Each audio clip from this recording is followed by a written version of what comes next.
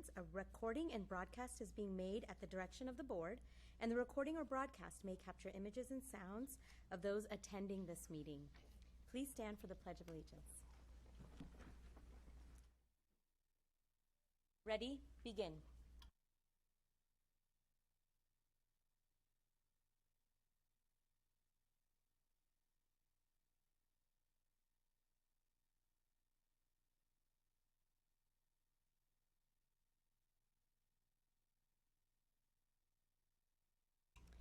That brings us to agenda item 3.2, report out of closed session. Ms. Couvret. This is a report out of closed session for September 12th, 2019. The closed session began at 4:10. The Board of Education took the following action in closed session.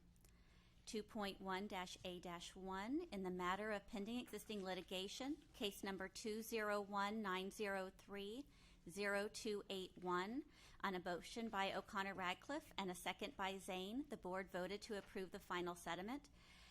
The vote of the board was as follows. All ayes with O'Connor Radcliffe, Patel, Couvret, Beatty, and Zane. For 2.1-A-2, in the matter of pending existing litigation, case number 201-905-1146, on a motion by O'Connor Radcliffe and a second by Couvret, the board voted to approve the final settlement. The vote was unanimous, with the ayes being Patel, O'Connor Radcliffe, Couvret, Beatty, and Zane.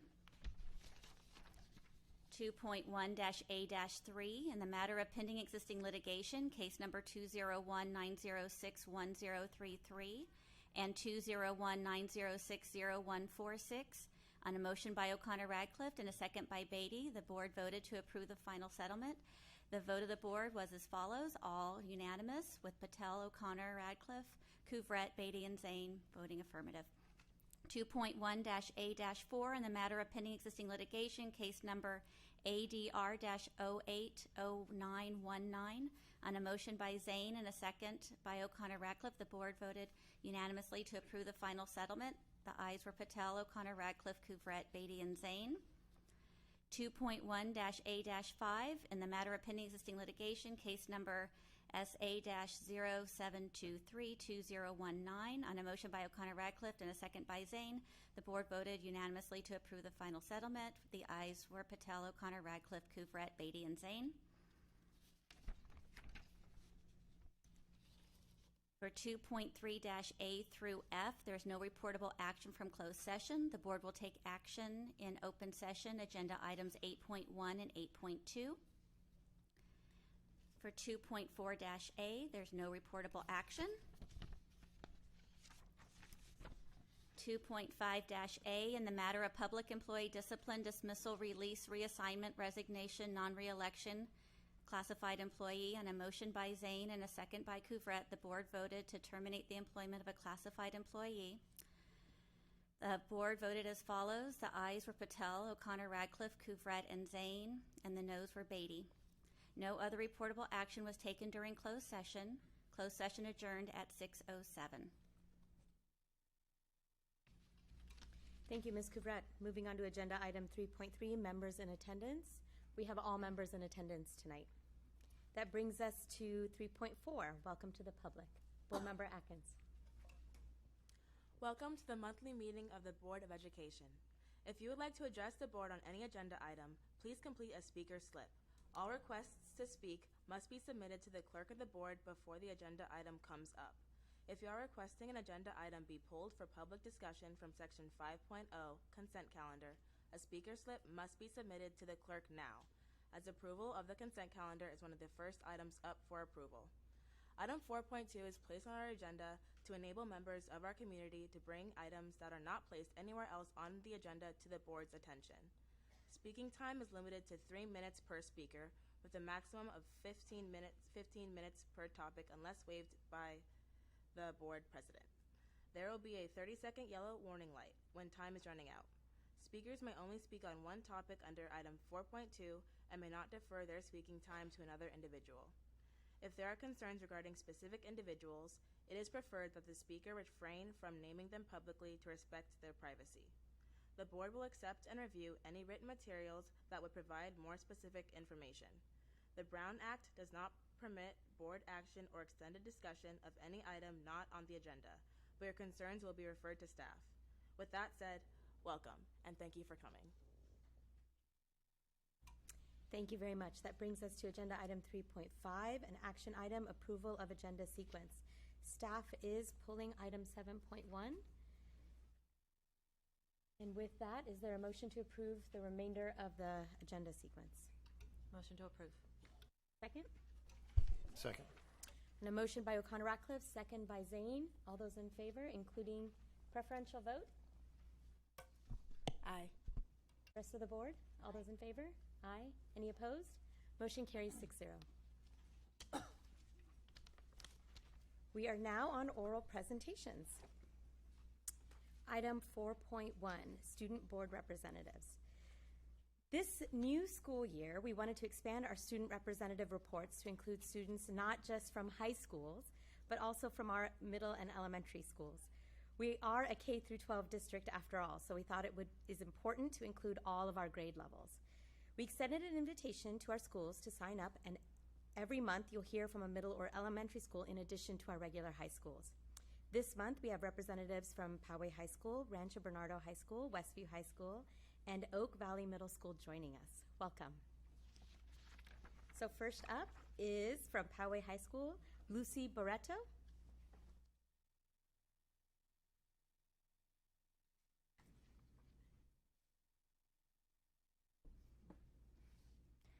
Good evening, board members, and thank you for having me here tonight. I hope you all had a wonderful summer. With this new school year, we welcome a new member to our administration team, Mr. Gannon Burks. Mr. Burks has stepped into Mr. Young's shoes. Although Mr. Young will be missed, we wish him the best of luck as the new principal of Oak Valley Middle School. Students look forward to getting to know Mr. Burks, and we welcome him to our new Titan family.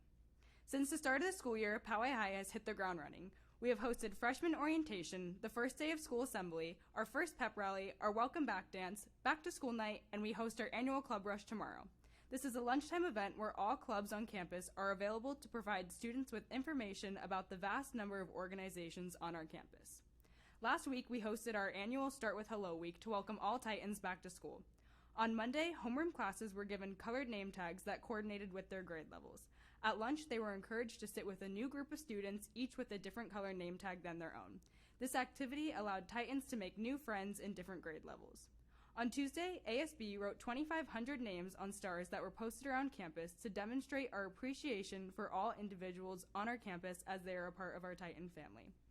On Wednesday, students were given the option to write a positive note to a fellow Titan to be displayed around campus. Students also painted positivity rocks that were also displayed in the planters. On Thursday, peer counselors hosted icebreaker activities in the quad to encourage students to step outside their comfort zone and meet new people. On Friday, all homerooms were given a poster of the resolution of respect that will hang in their classrooms. We asked all Titans to sign their name to the resolution to demonstrate their commitment to creating a respectful and safe campus. We will continue to build a positive school culture moving forward with our No Place for Hate campaign, a campaign designed to educate and address issues of racism and hate. We are a No Place for Hate campus and will continue to spread that message. Another way in which we aim to support our students is through the opening of our Titan Connection Center. This is a place on campus where students can get college and career information, club information, and is a safe place to hang out and meet new people. Peer counselors will also be available in the center to answer questions and help students get connected to one another. One of the most exciting elements is that this center was a concept developed by our students. Emily Bilsma, our VP of Student Affairs, worked all of last year designing and outlining this concept with the help of ASB support. This year, our homecoming theme is Born in the 2000s and will be at the Birch Aquarium next weekend. Our homecoming assembly is this Monday, and our Spirit Week is next week. I would also like to highlight all of the students who participated in the annual Poway Days Parade.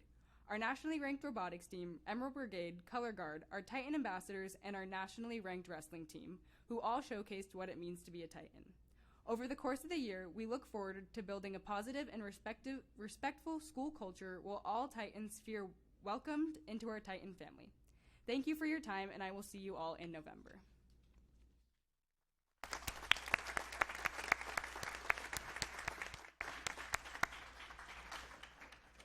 Thank you, Lucy. Next is from Rancho Bernardo High School, Christina Hartley.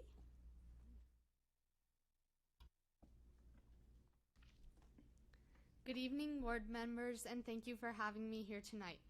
RB has hit the ground running this school year, and I'm glad to be here able to share some of the new exciting things we have. Starting off the year with a fantastic Back in Black light dance, we had the highest attendance we have ever had. We also moved our back to school night a week early, which was a very positive move as parents got to meet their student teachers in the second week of school. Club Rush was last week, where we had over 100 club tables set up for students to join. Our fall sports are off to a great start as girls golf continues their undefeated streak at 116-0 and is on track to pass the state record on Monday, which is 117 consecutive wins. Girls tennis defeated Torrey Pines for the first time in school history, and our cross country team had their Bronco invite last weekend. Girls volleyball, boys water polo, football, and field hockey are also all doing very well. The class of 2020 is very excited about the year and proud of how well they did on their state testing last year. ELA rose above 80% and math rose above 70%, which is a significant increase from last year. Yesterday, we remembered the victims of 9/11 by having a moment of silence and placing flags around the entrance of our school. This is our homecoming week, so ASB and other groups around campus have been getting ready for the assembly on Friday, game on Friday night, and the dance on Saturday. This theme is a sweet homecoming in Candyland. This week is also Suicide Prevention Week, and students have been handing out yellow ribbons to show their support and raise awareness. September is Hispanic Heritage Month, and ASB is planning on making posters and placing them around the campus of influential Hispanic individuals who have had an impact on the world. Throughout the month of September and October, counselors are holding college information meetings with students on late start Wednesdays to help them with their college admission process. As we get into the fall, the Royal Regiment will begin its tournament season and quest for a championship. The Bronco players are getting ready for the fall play, and choir, band, and orchestra will be preparing for their winter concerts. Lastly, our Bronco ambassadors are preparing for their visits to the elementary and middle schools to speak with students about character counts and the prevention of drug use. Thank you for giving me this opportunity to talk about the RB experience, and I look forward to seeing you next time. Thank you.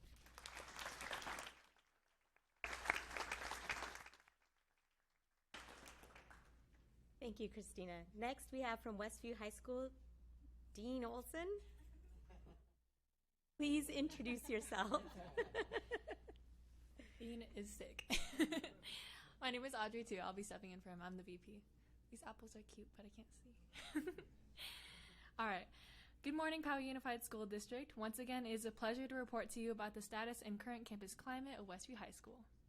Our Wolverines kicked off the first school year with our first day rally. We decided on a theme that was reflective of Westview's culture, black and gold. The freshmen were given lots of love at their first ever Westview experience as they were guided down our stadium by our wonderful drumline.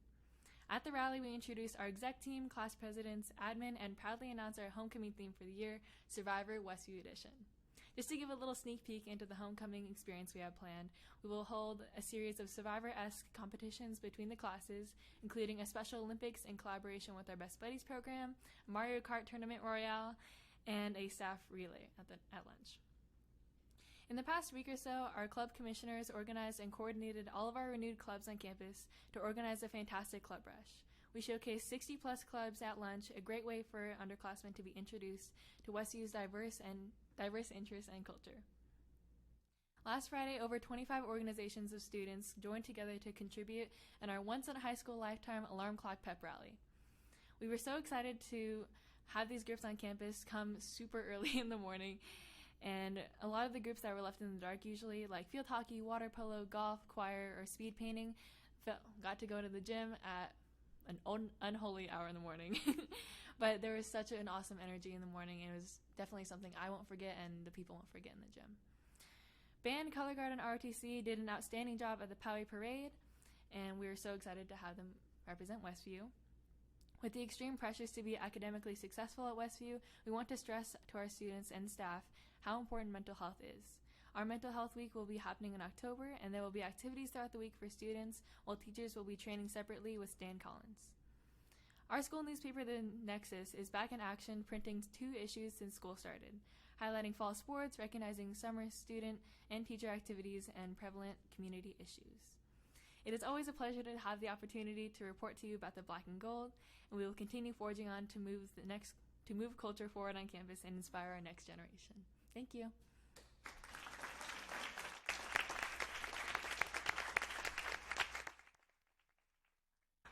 Thank you, Audrey. Next and last, we have Oak Valley Middle School, Trey Coleman and Eamon Andrews.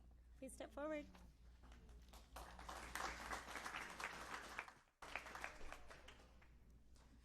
Good evening, everyone. I'm Trey Coleman and the ASB president of Oak Valley Middle School. I'm an 8th grader that likes to play soccer, and my favorite subjects in school are PE and math. Hi, my name is Amon Andrews, and I am the ASB vice president of Oak Valley. I'm also in 8th grade, and I have been in ASB for 3 years. I love basketball, dance, and hanging out with friends. School-wise, I prefer language arts and science. So our school is one of a kind.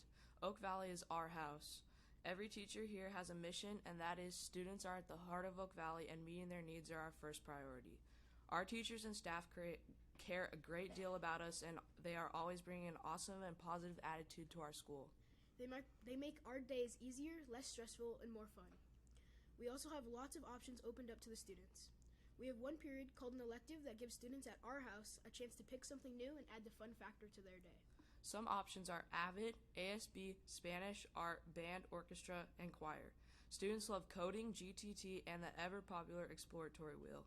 Our school also has a new administrative board. Already they are helping students enjoy school and make the most of it. In the principal position, we have the awesome and caring Mr. Young. In the vice principal position, we have Miss Chamberlain and Mr. Wild. These two bring a lot to the table and help our school grow even more. This year, we are committed to raising school spirit even more. Trey, tell them about the Sandy Hook Promise. Our first event that we have made, started on Monday, is still going on, is Start with Holo Week. This is a week that has inspired many schools, including us. The nonprofit organization name is the Sandy Hook Promise. This started when the tragedy happened at a school in Connecticut. If we can make everyone feel like they belong, the odds of having a tragedy like a school shooting may become slimmer.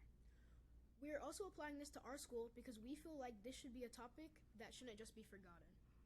As a school, we want to improve the chances of this happening in the future. An example of one activity we did this week was our ASB hand-wrote 1,517 individualized hello notes to each and every Falcon. They were hand-delivered, and each student knew that they have a value at OVMS. Throughout the year, we have many other events. The Fun Run kicks off on November 22nd. We are partnering up with a group called Step It Up that gives kids a chance to raise money for their school. Students will have the opportunity to have fun on an American Ninja Warrior / Wipeout course for a class period. We also have DOAV, which is Death of a Vampire. This is a fundraiser that the science teachers come together to create for us Falcons to enjoy while still learning. It is a fun science mystery that students and their families can come participate in.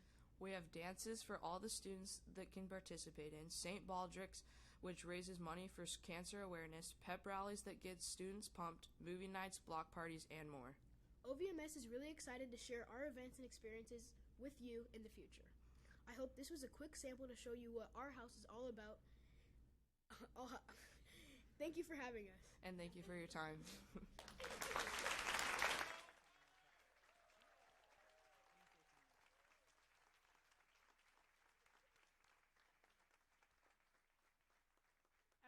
So you're our very first middle schoolers to come and ever present to the board.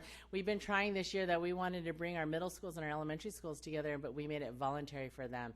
And I want you to know we're very impressed at how very well spoken you are. You did an excellent report.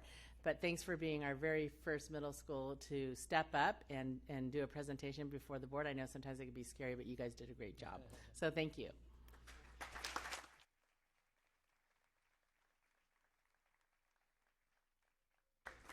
So Trey and Eamon, one thing you might not know is at this point, I announced that it's okay for the student representatives to leave because we understand that you have homework and other obligations.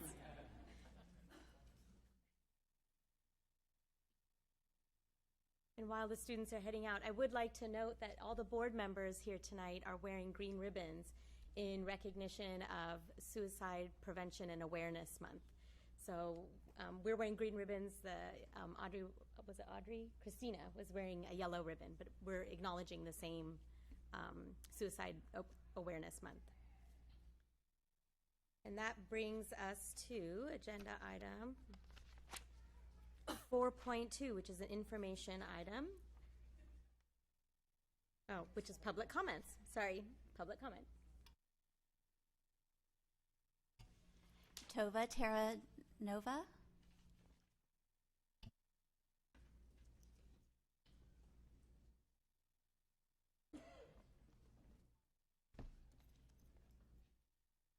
Hello. First of all, I just want to say thank you so much for allowing this forum to exist. I really am grateful for it, and I've been watching our community grow over the last couple of years after becoming more involved with PTA and with our foundation. I represent Morning Creek Elementary School. I should let you know my name is Tova Terranova, and this year I'm actually going to be representing the PTA Palomar Council position of the Vice President of Legislation Advocacy. So specifically, I'm here tonight in that capacity to speak to you about the legislative update on Bill AB 272, which is a cell phone ban use bill. And that is very much endorsed by CAPTA and has been approved as of July 1st of this year. Another bill, I'm going to go back in a moment, is AB 8, and that coincides with the little yellow and green ribbons, Suicide Awareness Month. AB 8 is Mental Health Support Bill.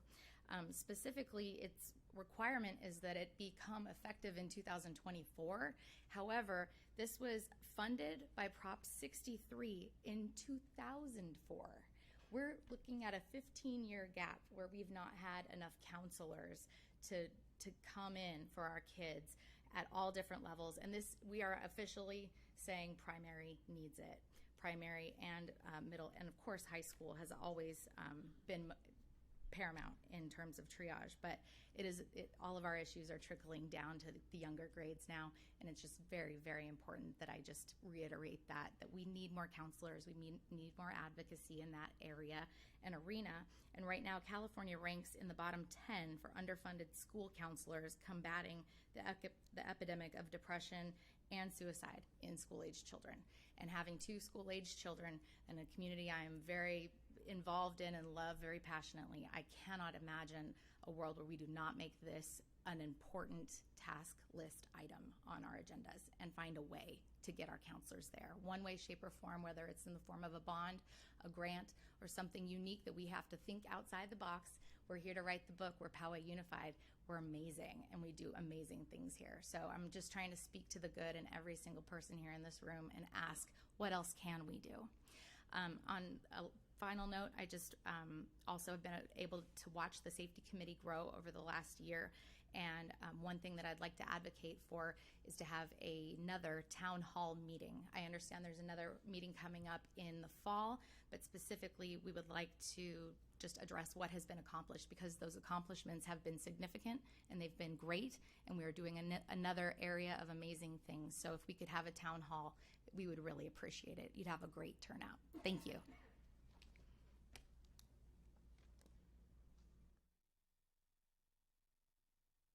Michael Rennie.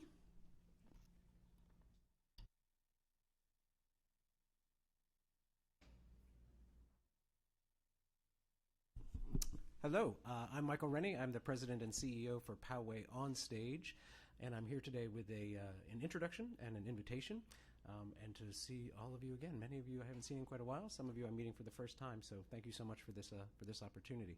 I guess I already did the introduction, and I'm going to save the invitation for later. But I wanted to be here today not only because it's National Arts and Education Week, which we are celebrating at Poway Onstage. For those of you unfamiliar, Poway Onstage is primarily known in this area as presenters of nationally and internationally touring performers over at the Poway Center for the Performing Arts. This year we have Melissa Etheridge, Jake Shimabukuro, John Tesh, and others coming. But for 20 years we've also hosted an arts and education initiative We do this in partnership with the Poway Unified School District. We're aided handily by our good friend Doug Johnson, who I believe is behind me somewhere. Doug serves on our board and has been invaluable in helping us shape this program. The program includes a series of programs, including our annual youth theater camp, which occurs each March. Children go from auditions to rehearsals to a performance in just 6 days' time. We also host a series called Introduction to Instruments, wherein we bring fourth graders into a venue where they get to see a show designed to teach them about the various musical instrument groups. And also we host master classes with our visiting artists from time to time. So when we can, we'll put a group of students in touch with Max Weinberg or Jake Shimabukuro. This year, we're very excited to announce the expansion of our arts and education program via 2 bus-in assemblies. These are going to provide access to professional quality performances for students. They'll both be supported by study guides, which will help the teachers create an integrated arts experience, and will also feature a Q&A for the kids. In March, we host the winners of America's Got Talent Season 8, a group called the Catapult Shadow Dance Company. This is an amazing troupe that perform kind of behind a frosted screen with a bright light, so it allows them to create these magnificent shapes. They create animals, they create buildings, they create mythological landscapes. It's absolutely incredible. So we are hosting 2 bus-in assemblies, or excuse me, 1 bus-in assembly and a public performance for that show. But coming up more quickly on October 9th, we welcome a show called Pirate School, which is a comedy that is designed to help children combat bullying. I prepared a simple packet. I only brought 8 copies, but if it would be appropriate, I'll be sure to hand these off to the clerk before I leave. So for the invitation, I would love for you all to join us on October 9th. As I mentioned, we welcome Pirate School. They're performing at 9:15 a.m. and at noon. It's a swashbuckling comedy that aims to liberate boys and girls from the fear of bullying. There's contact information in this packet, so please let us know you can join us. I know we all have VAPA standards on our mind, so I just want to let you know that Poway Onstage is here and very eager to have those conversations with the district on how we can assist with those. Thank you.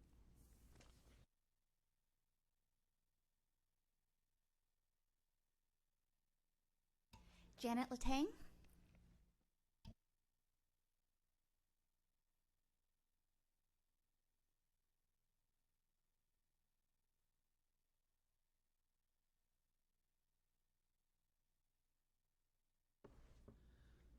Good evening, Superintendent Kim Phelps, Superintendent's Council, and Board of Trustees. Tonight I'm here to celebrate the arts, as this week is National Arts and Education Week.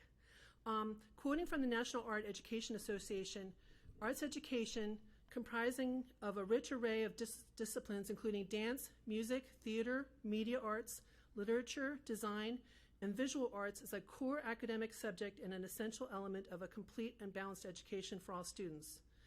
National Arts and Education Week is a national celebration recognizing the transformative power of the arts in education. Designated by Congress in 2010 through House Resolution 275, the celebration is designated to bring attention to this cause for elected officials and educational decision makers across the country and to support equitable access to the arts for all students. In PowayUSD, one of the ways we support the arts is with PowayUSD Board Policy 6142.6, Visual and Performing Arts Education. The introduction to this board policy states, the governing board believes that visual and performing arts are essential to a well-rounded educational program and should be an integral part of the course of study offered to students at all grade levels. The district's art education program shall provide opportunities for creation, performance, and appreciation of the arts. This year, PowayUSD is in year 1 of our district's VAPA strategic plan. I greatly appreciate that the district has a plan with the 5 VAPA focus areas: curriculum and instruction, professional learning, human and physical resources, culture and community, and equity and access. This year, much of the work for the plan is behind the scenes. However, the district VAPA calendar is updated with new performances for the 2019-20 school year. This calendar can be found in the Learning Support Services area of the PowayUSD website. This fall is a fantastic time to expose elementary and middle school students to music through our PowayUSD marching bands. The marching bands perform at home football games, and we are fortunate that there are several upcoming local marching band competitions. At Rancho Bernardo High School the evening of Saturday, October 5th, the Poway Invitational Field Tournament October 19th, the Mount Carmel Tournament October 26th, and the Westview Tournament November 6th. Another fun way to expose our younger students to music is by watching the marching band night rehearsals. They're on the different nights of the week at PowayUSD school stadiums: Monday at Del Norte, Tuesday at Rancho Bernardo and Westview, Wednesday at Mount Carmel, and Thursday at Poway High School. I can share that going to these marching band activities really made a positive impact on my 4 children, who all played musical instruments and were high school marching band members. I'm hoping that you all can celebrate the arts this week and can attend several PowayUSD performances this year. Thank you.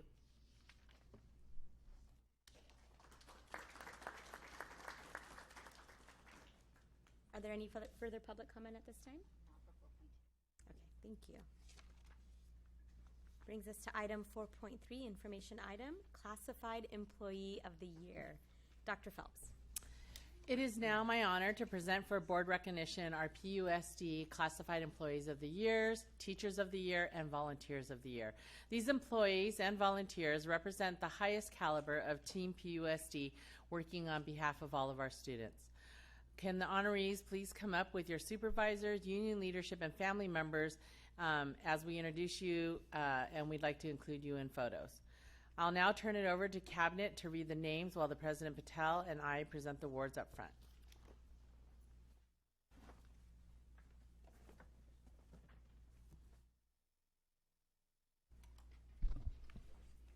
Good evening, everyone. We will start with our Classified Employees of the Year. First up, Deborah Siebert, Bus Driver, Transportation.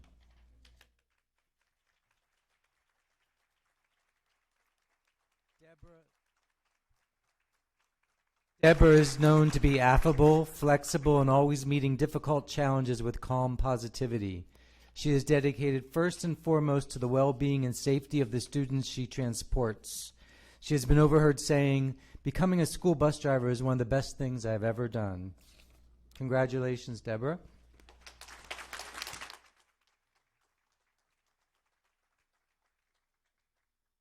Next, we have Alice Berger, Student Services Assistant at Adobe Bluffs Elementary School.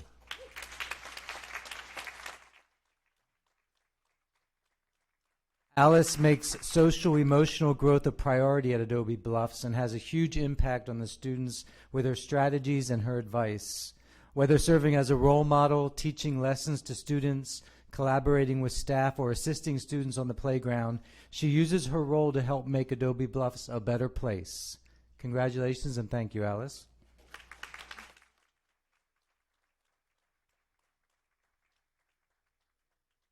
And our next Classified Employee of the Year is Vicki Norris, Office Specialist, Facilities, Maintenance, and Operations. Vicki is a natural leader who knows how to organize, communicate, and build up her team to get the job done no matter what it takes. Vicki willingly goes the extra 10 miles if needed, and always with a winning smile and the greatest positive attitude. Thank you, Vicki, and congratulations to you and to all of our PowayUSD Classified Employees of the Year.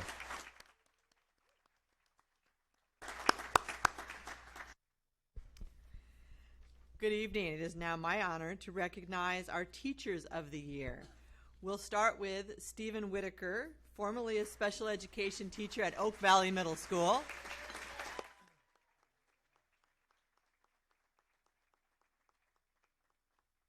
And now Stephen is a program specialist for PowayUSD's Special Education Department. Stephen developed and adapted lessons to include the use of augmentative and alternative communication devices, thus allowing his students with moderate to severe needs to finally have a voice in class lessons. Stephen also began working with his fellow teachers so they could encourage students with exceptional needs to thrive in any setting. Congratulations, Stephen.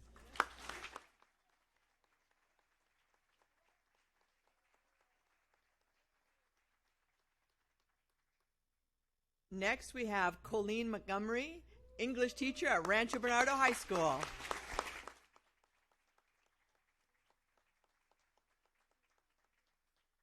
Colleen's students appreciate the ways she makes curriculum relevant to their lives. Her students ultimately become savvy consumers of media so they can thrive in a world where they are bombarded with different messages.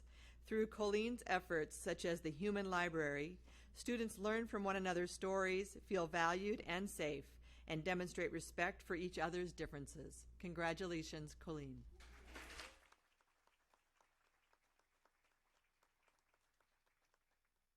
And next we have Sarah McCracken, second grade teacher at Midland Elementary.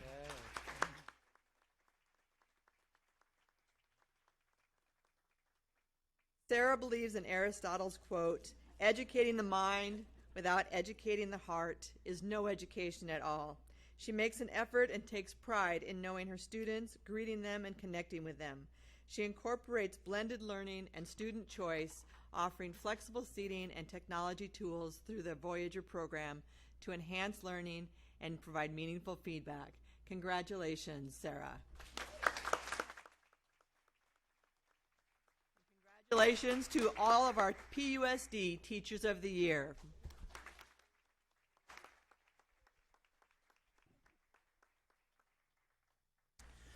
Last but not least, we have our Volunteers of the Year, starting with Eric Hellon from Chaparral Elementary School.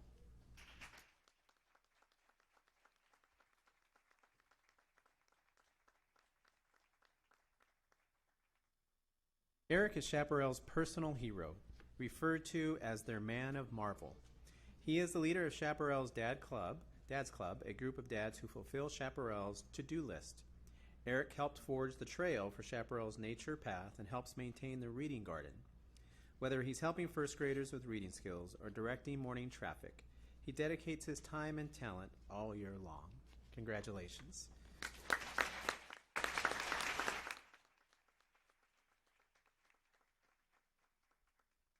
Our next Volunteer of the Year is Ed Oliva from Twin Peaks Middle School.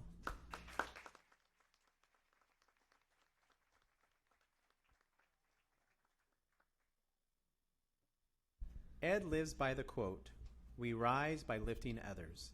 He has mentored and supported English language learners for the past 11 years, never forgetting his humble beginnings as the son of Texas farm workers. In addition, Ed has arranged for numerous speakers to visit Twin Peaks to build positivity and perseverance in students' pursuit of college, career, and life readiness. Congratulations.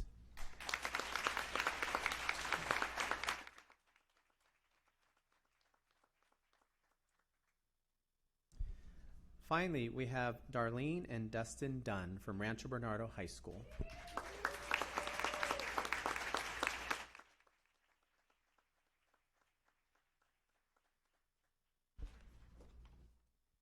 Darlene and Dustin have been involved for the past 17 years, with 5 of their 6 children graduating from RB. They don't just volunteer their time to programs involving their children, they support students, staff, and the community wherever they are needed. From the Gridiron Club and the PTSA to creating a parent center, the Dunns have impacted Rancho Bernardo in countless ways too numerous to list. Congratulations.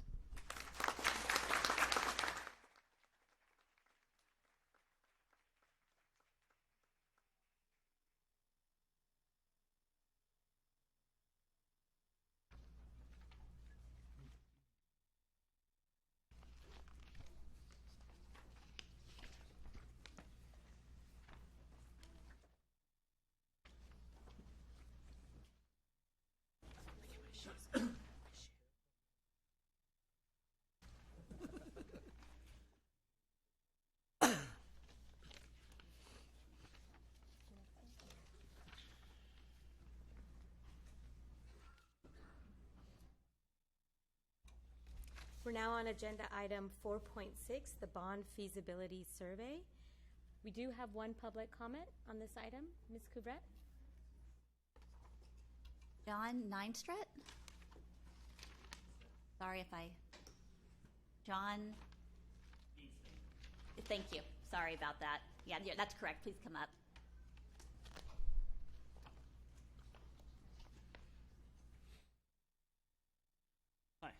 I'm John Neinstead. I have a son at Del Norte High School. Just had back to school night a couple nights ago. It was great. doing a great job there. I'm a survey researcher who has worked in San Diego and across the country since 1987. So I'm interested in the results of the survey that was produced. A couple questions that I would have. I would like to see a concrete number, probability from the experts who conducted the survey as to what they think the likelihood of passage of a bond measure would be. And I'm interested in how the survey was conducted, the questions that were asked, the methodology that was employed, other things along those lines, so that we can be certain that the information that we're getting, that the board is getting, and the public is getting is accurate. That's all. Thank you.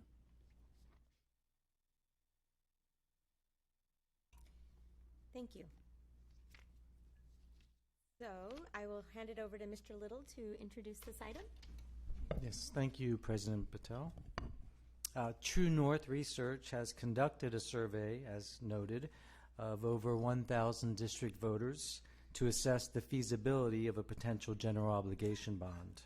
At this time, I'd like to introduce Mr. Tim McLarney, who will speak to some of the questions that were just raised. Tim is president of True North Research and will share with us his methodology and our findings. Great.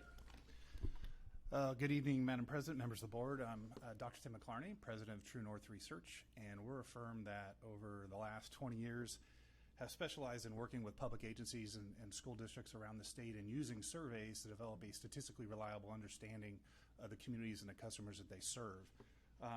To date, my business partner and I have worked on over 1,000 research studies for public agencies, and about half of the work that we do these days is what we call revenue measure feasibility studies, similar to what we're going to be talking about here tonight, where the goal is to understand if it's feasible for an agency to move forward with some type of revenue measure. And if it is feasible, how do you go about structuring that measure in a way that it's consistent with the type of measure that their community is interested in supporting? I'm proud to say that over the last, or over our careers, we've helped raise over $32 billion in voter-approved bond measures and tax measures around the state.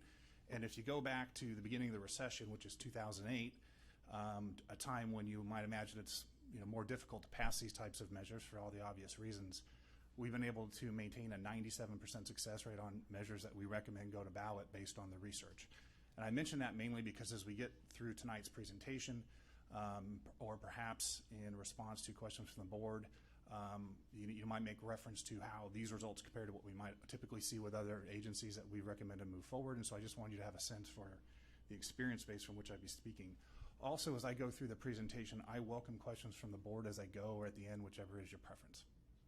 Okay, so before we jump into the results, is there a particular way I need to point this? Sorry.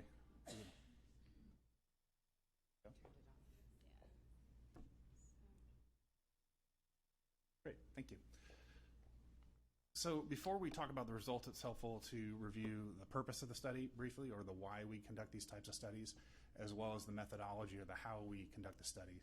In terms of the purpose, I see these studies as really trying to answer three sort of overarching objectives. The first is that first bullet point there, which is to say, is a bond feasible? And what I mean by that is if this board were to choose to place a measure on an upcoming ballot, does it have a reasonable chance of success, right? Answer to that question is always yes. Sometimes we do this research and when we get the numbers back and we look at it, we just can't see that there's a path to get you from where you are today to where you need to be to have a reasonable chance of success on election day. And if that's the case, I'll be the first person to tell you that, right? The last thing you want to do is invest a lot of effort, time, and money into a process to put a measure on the ballot and reach out to the community if at the end of the day you don't have a reasonable chance of being successful. Fortunately, when you think about all the things that voters are willing to tax themselves for, education tends to be at the top of that list. You combine that with a Prop 39 bond requirement of a 55% threshold for success, and we tend to find that bond measures for school districts are feasible.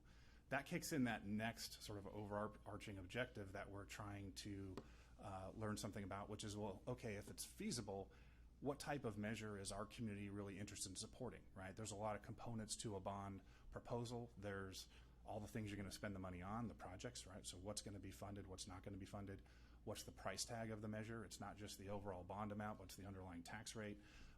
what election cycle seems to be the best cycle to put your measure on, et cetera. So, and then thirdly, it's an opportunity for us to gather some information that's important for how the district, if you choose to move forward, would communicate about this measure.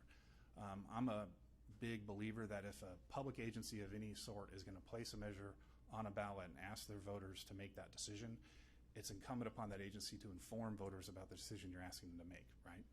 And so those are the three overarching sort of purposes of the study. In terms of methodology, this study was conducted in August this year, and we use what's called a stratified and clustered random sample. I can get into the details of that if you like, but suffice to say it ensures that at the end of our data collection process, we have a sample that's in fact representative of your likely voter universe on all the dimensions that are related to how people tend to vote on these measures. Things like age and gender, of course, things like partisanship and household party type. We set out originally we're going to do 600 completed interviews. We wound up coming back with 1,077, right? And that 1,077 represents what we call your likely November 2020 universe. These are individuals who, based on when they registered and what their behavior has been to this point in terms of when they cast ballots, are likely to, we expect would be likely to cast a ballot in November of next year. Nested within that group is a group of people we call likely March 2020 voters. These are voters who are not only going to cast a ballot in November of next year, they're going to cast a ballot in March as well. And so we have the ability to look at both of those election scenarios. Within our overall sample, we included voters who live within areas that already have CFDs in place, right, as well as those who were in the current SFID, right, so it's district-wide. And we use what's called a mixed method approach, where we're not just using phone these days for recruiting and data collection. We also recruit via email and allow individuals to participate online. And each one of those emails is pinned so that once somebody clicks it and comes in, it protects our site. We know who's on the other end of that click. They're allowed to take it only one time. And now, because this was a random sample of roughly 1,000 of your likely November 2020 voters and not a census of all of your November 2020 voters that has what's known as a margin of error due to sampling, and in this case, that's about plus or minus 3%. What that means is we can be 95% confident that the results we'll talk about tonight are within 3% of what we would have found had we spoken with all of your likely November 2020 voters. Okay, so enough about the methodology. We'll just jump right into the results. This first slide, very early in the poll, we present what we call our initial ballot test. And the idea is before we get any deeper into the interview and we start talking in more detail about the projects that could be funded, the tax rates that could be associated with this measure, arguments pro and con, we want to present to voters a mock-up of what we think that 75-word ballot statement could look like and get their reaction. It's a really good gauge of where your voters are at on the natural with respect to this proposal. So the language that we tested is shown here, right? And the results are shown here. At that initial ballot test, we had 54% of voters say they would support the measure.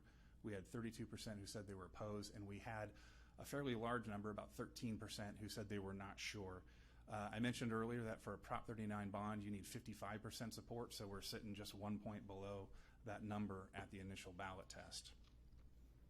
Now, naturally, support for any type of bond or tax measure can depend on the price tag, right? The higher the price tag, all other things being equal, the less level of support you can expect. And so one of the goals of the survey was to make it clear bonds mean taxes, right? And to also test a range of possible tax rates, as well as test a couple different ways of presenting the tax implications in the poll so that we get an understanding of sort of how sensitive your voters are to that underlying tax rate that could be associated with a measure. And so this first slide shows 3 different tax rates that we tested. At the top is $40 per 100,000 of assessed valuation. The second is $30 per 100,000 of assessed valuation, and then the lowest one there is $20 per 100,000 assessed valuation. And as you can see here, you do get some sensitivity, right? That at the higher tax rates, we have 39%. You get down to $20 per 100,000 assessed, we're up around 54%. We know a couple things about the way this question is asked, though. One is that it tends to be a pretty conservative read on voters' willingness to support a measure, because what we have done, we sort of put the blinders on them and we said, forget about all the things we're going to do with this measure. We're just going to talk about the price tag, right? That tends to be a pretty conservative read. The other thing we also know is that not all voters know what assessed valuation means, right? And the nature of this question requires you to know what that means, to have a decent understanding of what the assessed value is on your property if you're a property owner, and it requires you to be able to do math in your head and the fly on the space of an interview, which not everyone's really good at. And so what you find is that there's a certain percentage of voters that they know you're talking price tag. It doesn't roll up to a meaningful number for them, and they tend to hedge, right? They tend to say no or not sure rather than yes. So we also approach the question of the tax implications of a bond another way. We say, all right, let me put it another way. If you knew, and this is the left column there, if you knew that this measure would cost the typical homeowner about $200 per year, would you vote yes or no? That $200, right, is the $40 tax rate per 100,000 of assessed valuation multiplied times the median assessed valuation for a residential property in your district. That's how you get to $200. So those two numbers are roughly comparable. And what you find is when you go ahead and do the math for folks, you help them understand it's about $200 a year, you get a markedly different answer, right? When we tested the $40 tax rate, we had 39% support. When you go ahead and do the math and say it's about $200 a year, we have 52% support, right? And so what that tells us is that when they understand the true costs of the bond, we're in their comfort zone, right? It's when you're talking to them in terms of a rate per 100,000 of assessed valuation where it's not clear, you tend to get softer support. To the right is the same exercise, only instead of rolling up the $40 tax rate, we're rolling up the $20 tax rate. So a $20 per 100,000 assessed valuation tax rate, which netted 54% support on the prior slide, here rolls up to 58% support when they understand it's about $100 a year. Now, at this point, we transition to what we call our projects and improvements section of the survey, and the goal here is really two things. We're trying to, one, start to educate this respondent more about the proposal, right? Up till this point, we only tested that 75-word ballot statement. You can only say so much in 75 words about what the bond would accomplish. Here, we get to unpack it into a variety of actual projects that could be funded, and that way, we're giving respondents a better understanding of the proposal. The other thing it allows us to do is to understand, all right, of all the things you could spend the money on or are considering spending the money on, which of these rise to the top of the list in terms of voters' priorities? And is there anything in your list that I would call an anchor, meaning voters don't like the idea of that project, they don't like the idea of raising taxes to fund it, and if you were to put it in your project list, it would have the effect of sort of weighing down support. The obvious thing that jumps off the page is there are no anchors, right? Even the lowest rated item on that list had a better than 2/3 of voters say that they would favor the district spending some of the bond proceeds on that project. But at the top, you can see there's kind of a top tier. It's the top 6 projects there. And what we see here are what we often see for when we do this type of research around the state for voter support for bond measures. There's a lot of support for basic repairs to your facilities, right? Leaky roofs, rusty plumbing, old faulty electrical systems. Career tech, right, is number 2. Facilities related to STEM is number 3. Equity across your schools, right? You have some older schools, you have some newer schools, balancing that out. Safety and security, and then also removing hazardous materials from older schools. So those were really the top, most attractive projects of what you're considering funding with your bond. Now, at this point in the poll, we get into what we call our argument section of the survey, and the idea is if this board were to choose to place a measure on an upcoming ballot, right, there's going to be an election cycle. There's going to be a lot of discussion in the community about your proposal. You'll have some advocates who will stand up and champion this cause to the community, talk about all the reasons why it's needed and why they should support it. You might also have some opposition, right? People stand up, say this is a bad idea, we shouldn't be doing this, here's why. For this to be a reliable gauge of the feasibility of a bond measure, we need to know not only where your voters are today, which was that initial ballot test, but what happens to their opinions about your proposal once they're exposed to that type of discussion and debate that's undoubtedly going to ensue on the way to Election Day. And so we do that in the space of the poll by testing both positive and negative arguments. Here you see the positive arguments that we tested. I've broken into Tier 1 and Tier 2 just because if I put all of them on the page, nobody could read the stuff. It'd be too small. So I went ahead and broke it down. But you can see that on this list, you have a lot of arguments on behalf of the measure that resonate with voters. And interestingly, the number 1 is even if you do not have school-age children, supporting this bond is a wise investment. Good schools improve the quality of life in our community and protect the value of our homes, right? So linking good schools to not only good communities, but also protecting home values. We also tested a second tier. Those also test pretty well. Now, At this point in the poll, voters have heard a lot more about your proposal than they did initially, right? That we had a long discussion about tax rates, right? And we saw that that had the tendency to cool support down. But then we had an opportunity to share both projects with them as well as positive arguments. And so we circle back with what we call our interim ballot test. And we say, all right, now that you've heard more, where do you stand? And what you see here is that support's ticked up, right? We started at 54, we've bounced up now to 57%, so that's a couple points above that 55% threshold that you need to be successful. And then we test the negatives. And the idea here is I want to pressure test voter support for this proposal, right? I want to go ahead and toss some negative arguments at them, try and persuade them that this is a bad idea, we shouldn't be doing this, because I want to see how resilient is voter support for your proposal should you get opposition during an election cycle. So we test a series of negative arguments, and you can see some get some traction. The real question, though, is what happens afterwards, right, after they hear the negatives. And as you can see, not a lot, right? The negatives cool us down from where we were at the interim ballot test by 2 points, but we still land at 55%, right?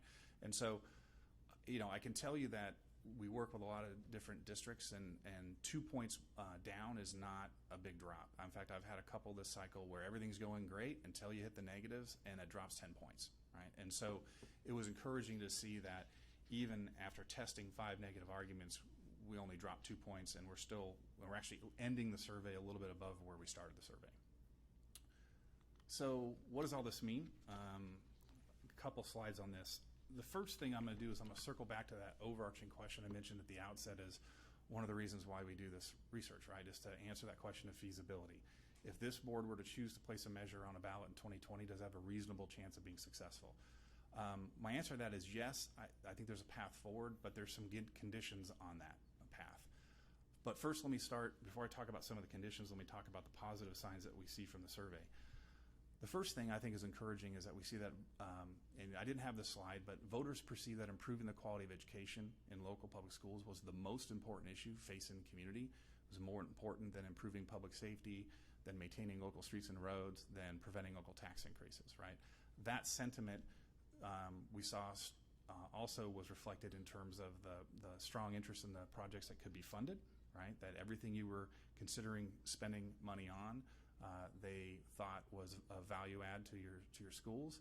We saw that a lot of the positive arguments on behalf of the measure resonated, and importantly, we saw that the support for the bond sort of hovers around 55% throughout the survey. So 55% is what we've got to hit, and this number is sort of fluctuating right around that throughout the poll. So in terms of observations and recommendations, I think the first thing I want to point out, and it's an important one, is to remember that a poll like this is a snapshot in time, right? It's not a crystal ball looking forward to Election Day saying you're going to get 57 or 65 or 54 on Election Day. What happens on Election Day isn't determined by what your poll says today. It's everything that happens from this point forward, right? And I mention that mainly because it's a reminder that if you choose to go down this path, we got to make smart decisions about what this bond measure looks like so you align it well with what the priorities are of your community. And it's also important that we got to put the work in, right? It's important that you get out and have a conversation with your community, expand that conversation so you raise the level of awareness of what your facility needs are, as well as community consensus around a bond proposal. So in the area of smart decisions, I have a couple of thoughts. One, price tag. It's just important that we keep it in voters' comfort zone, right? There's always this challenge when you're doing bonds. On the one hand, you need revenue to do your facility improvements, but on the other hand, the more you raise that, the more you tend to raise the risks of not being successful on Election Day. It's important that part of that conversation with the community is to help fine-tune that recommendation on what that appropriate tax rate will be. In terms of an election date, we looked at both March 2020 and November 2020, and what's striking is the answers were basically the same, right? They were within 1 point of each other throughout the poll. That's not always the case when we do this type of research. Oftentimes your primary elections have lower levels of support.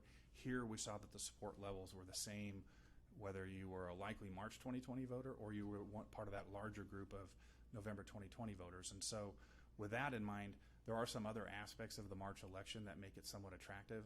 I think the recommendation would be to proceed forward if you're inclined to pursue a bond with the idea of preparing for a March 2020 election. You always have the ability to change your mind and punt to November, but if you plan for November, you'll never be ready by March, right? So that's the idea.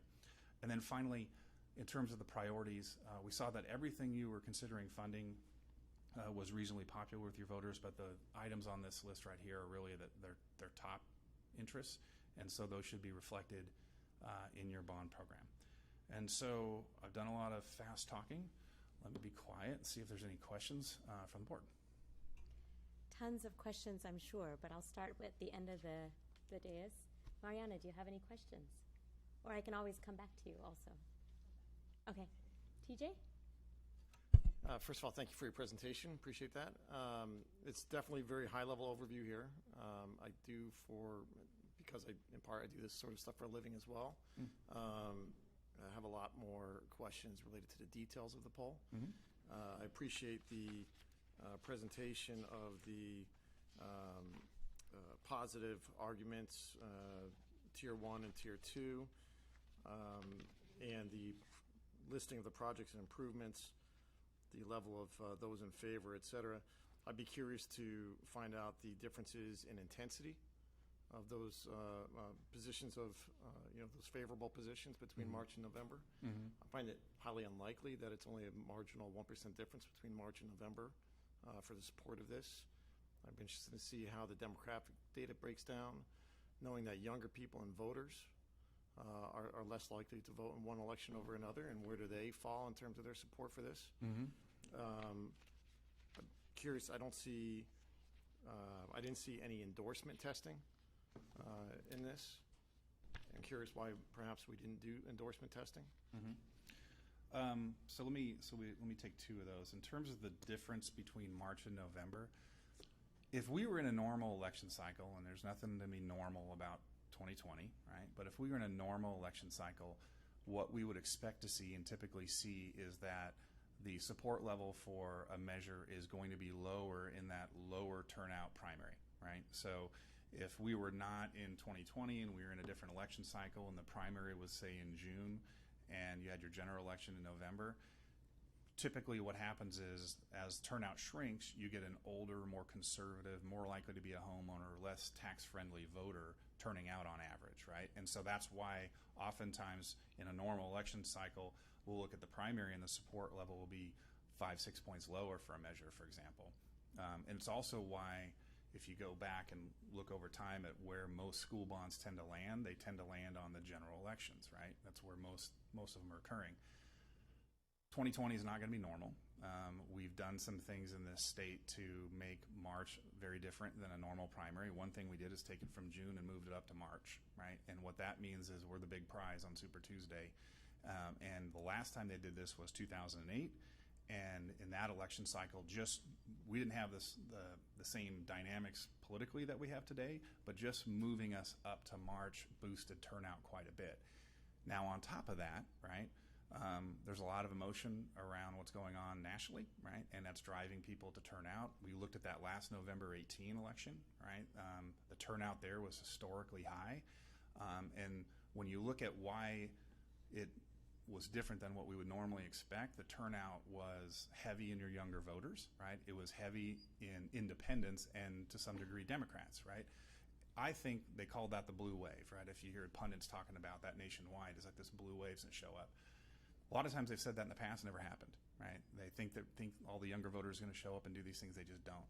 In November they did, right? And so I think when you have the recent experience of November and what we saw in that turnout profile, and then you look ahead to March and thinking about what's going on in March, in terms of the presidential nominees, the energy that's going to be brought to that election, I think we're modeling a turnout profile that's not your conventional primary turnout.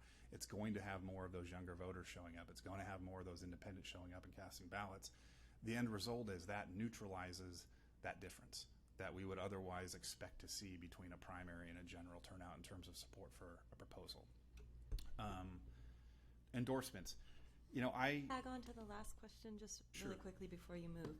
I just read yesterday from EdSource that the state is moving a $15 billion school facilities bond onto possibly the March ballot, possibly November, but I've seen it both ways in the last day. that's not in this anywhere? What historically would something like that, So what effect would that we've have? seen this before, right, in the past when you've had statewide bond measures on the same ballot as other school bonds. And what we have found is that with some basic communication, I mean, the concern is, oh my gosh, they're going to see the state bond and they're not going to want to vote on ours, right? With some basic level of education, what we find is you can actually sort of judo that into a positive. And the idea is, look, if we want our fair share locally of those statewide monies, we have to have a local match, right?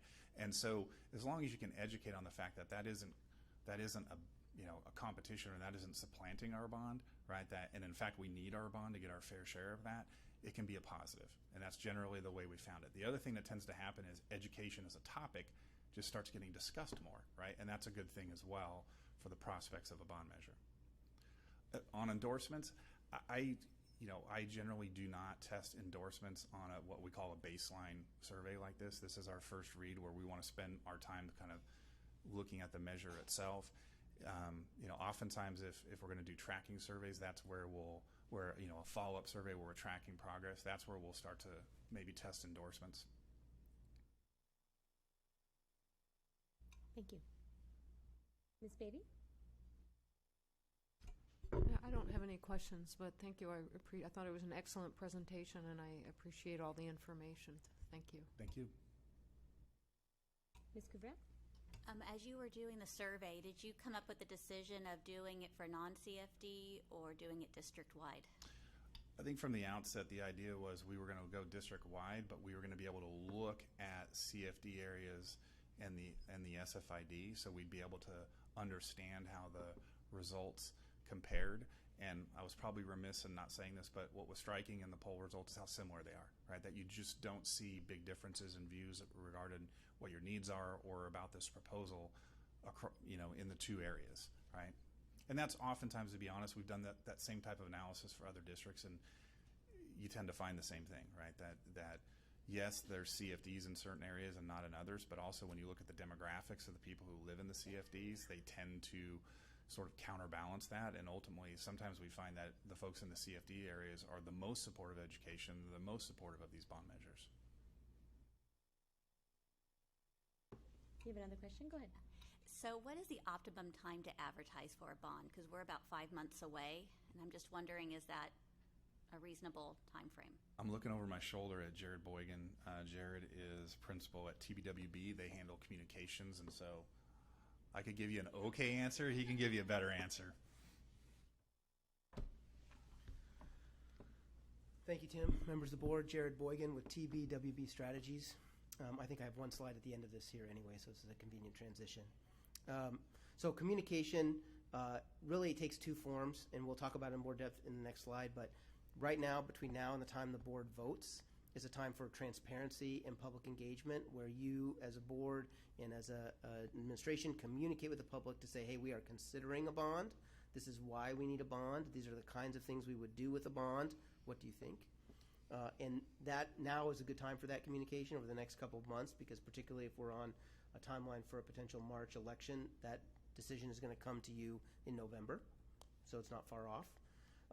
Once it's on the ballot, the best time for communicating is right around the time that those absentee ballots mail, which will be sort of in the early February phase, and then all the way up through the ballot return period, which is early March. So it does tend to take a fairly robust campaign operation that can both raise money and generate volunteers, because you have an extended voting period, and those ballots are live for a long time, and you have to continue to communicate throughout the voting period. So that tends to be the communication period at that time.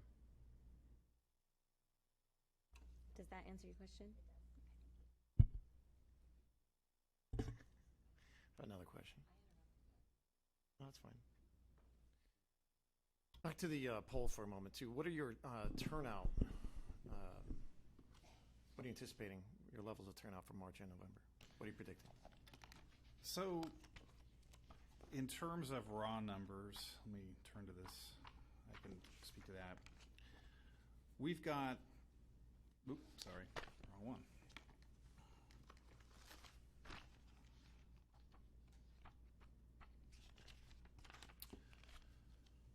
So we've got about 101,502 estimated likely November 2020 voters within the district, right?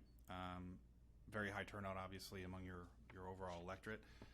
The March 2020 electorate we have modeled as being a little over 3/4 of that, about 77%, right? And again, as I mentioned earlier, that March primary model is not a conventional turnout model that we would use in a normal election cycle, right? We have goosed it, so to speak, based on what we would anticipate the actual turnout to be this coming March, given the politics that are going to be going on in that election and given what we saw in November of 18.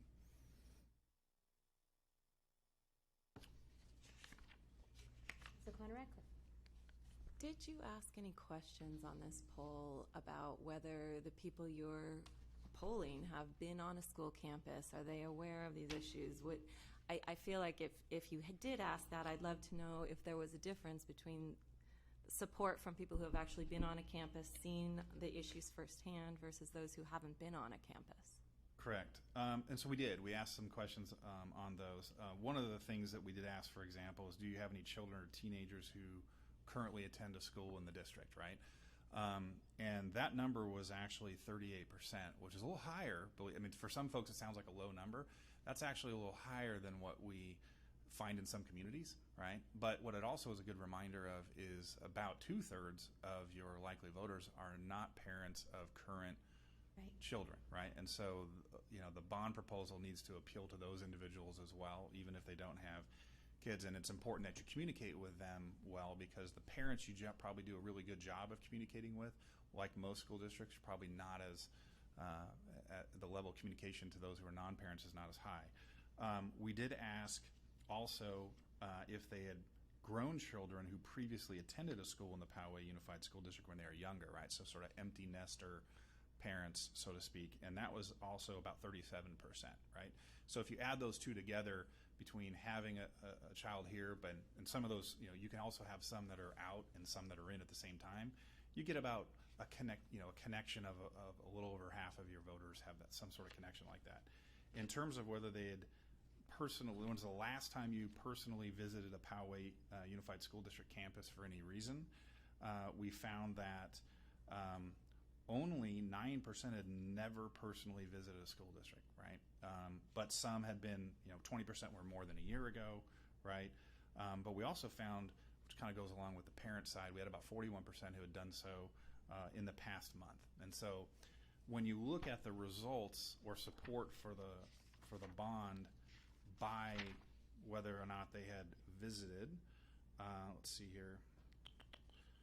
What you tended to find, interestingly enough, was this curve that happens where if you've been here in the past 4 to 6 months, those are the highest group, and then it sort of drops off from there, such that, interestingly enough, those who had been here in the past month supported about 53%. Those who had never been here, 55%.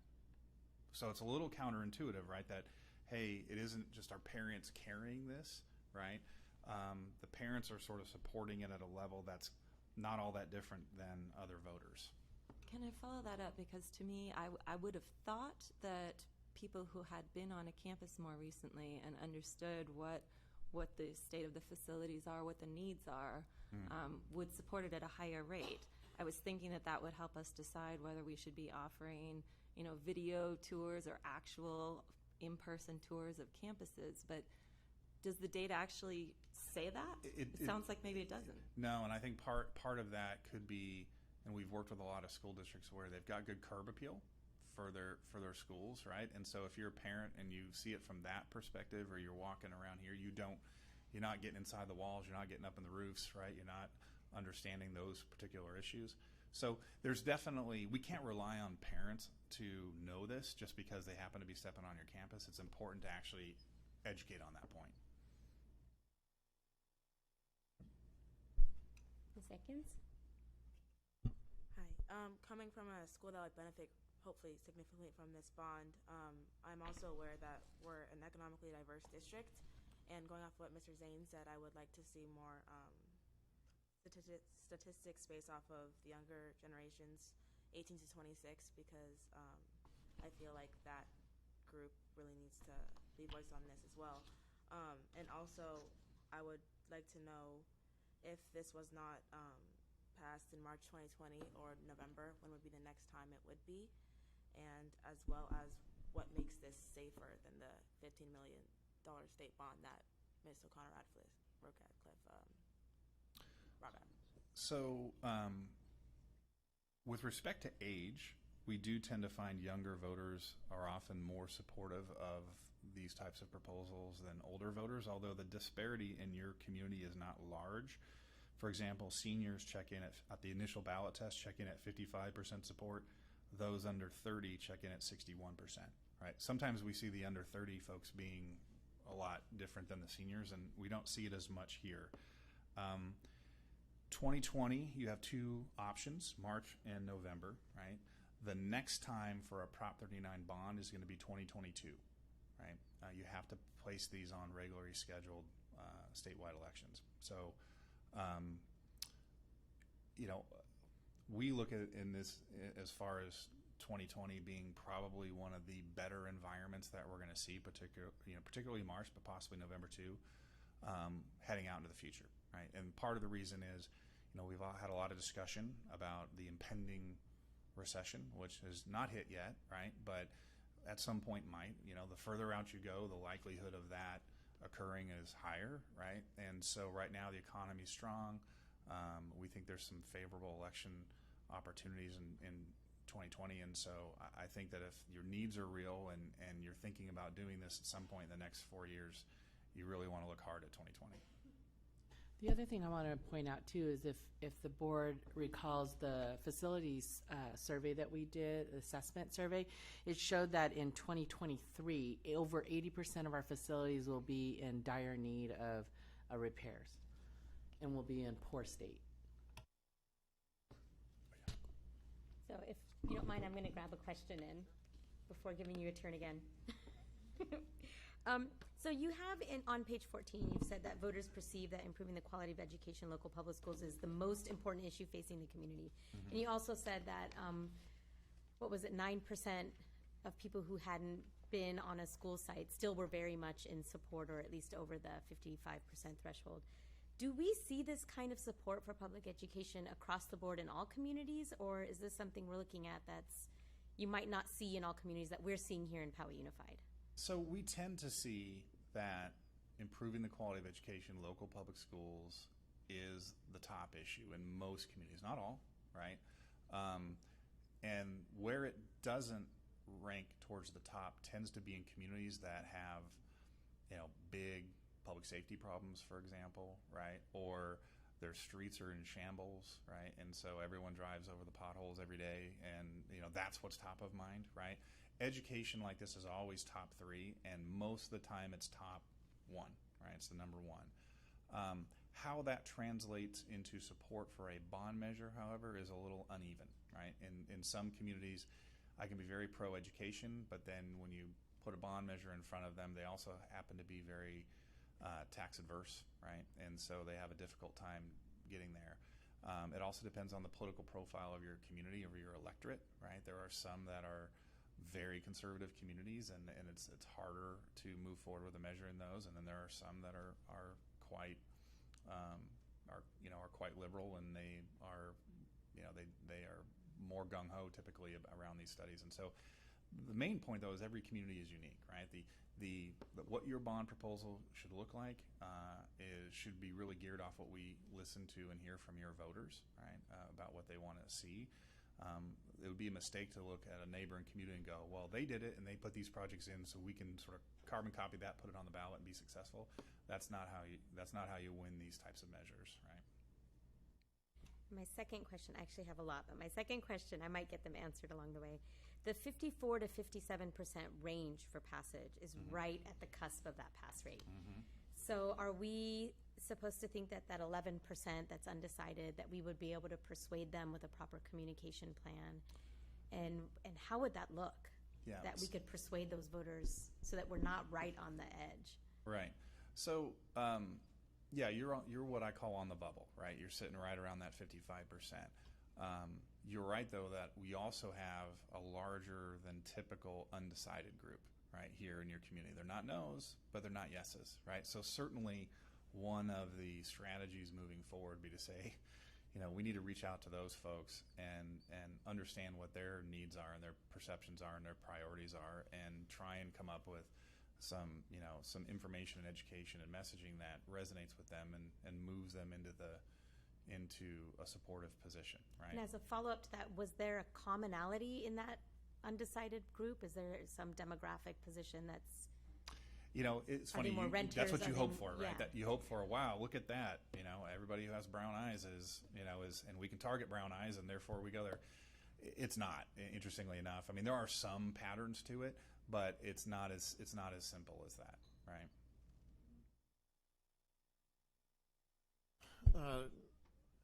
Kind of trailing a little bit on your last question, the green sheet talks about, when asked to rate the importance of 10 issues,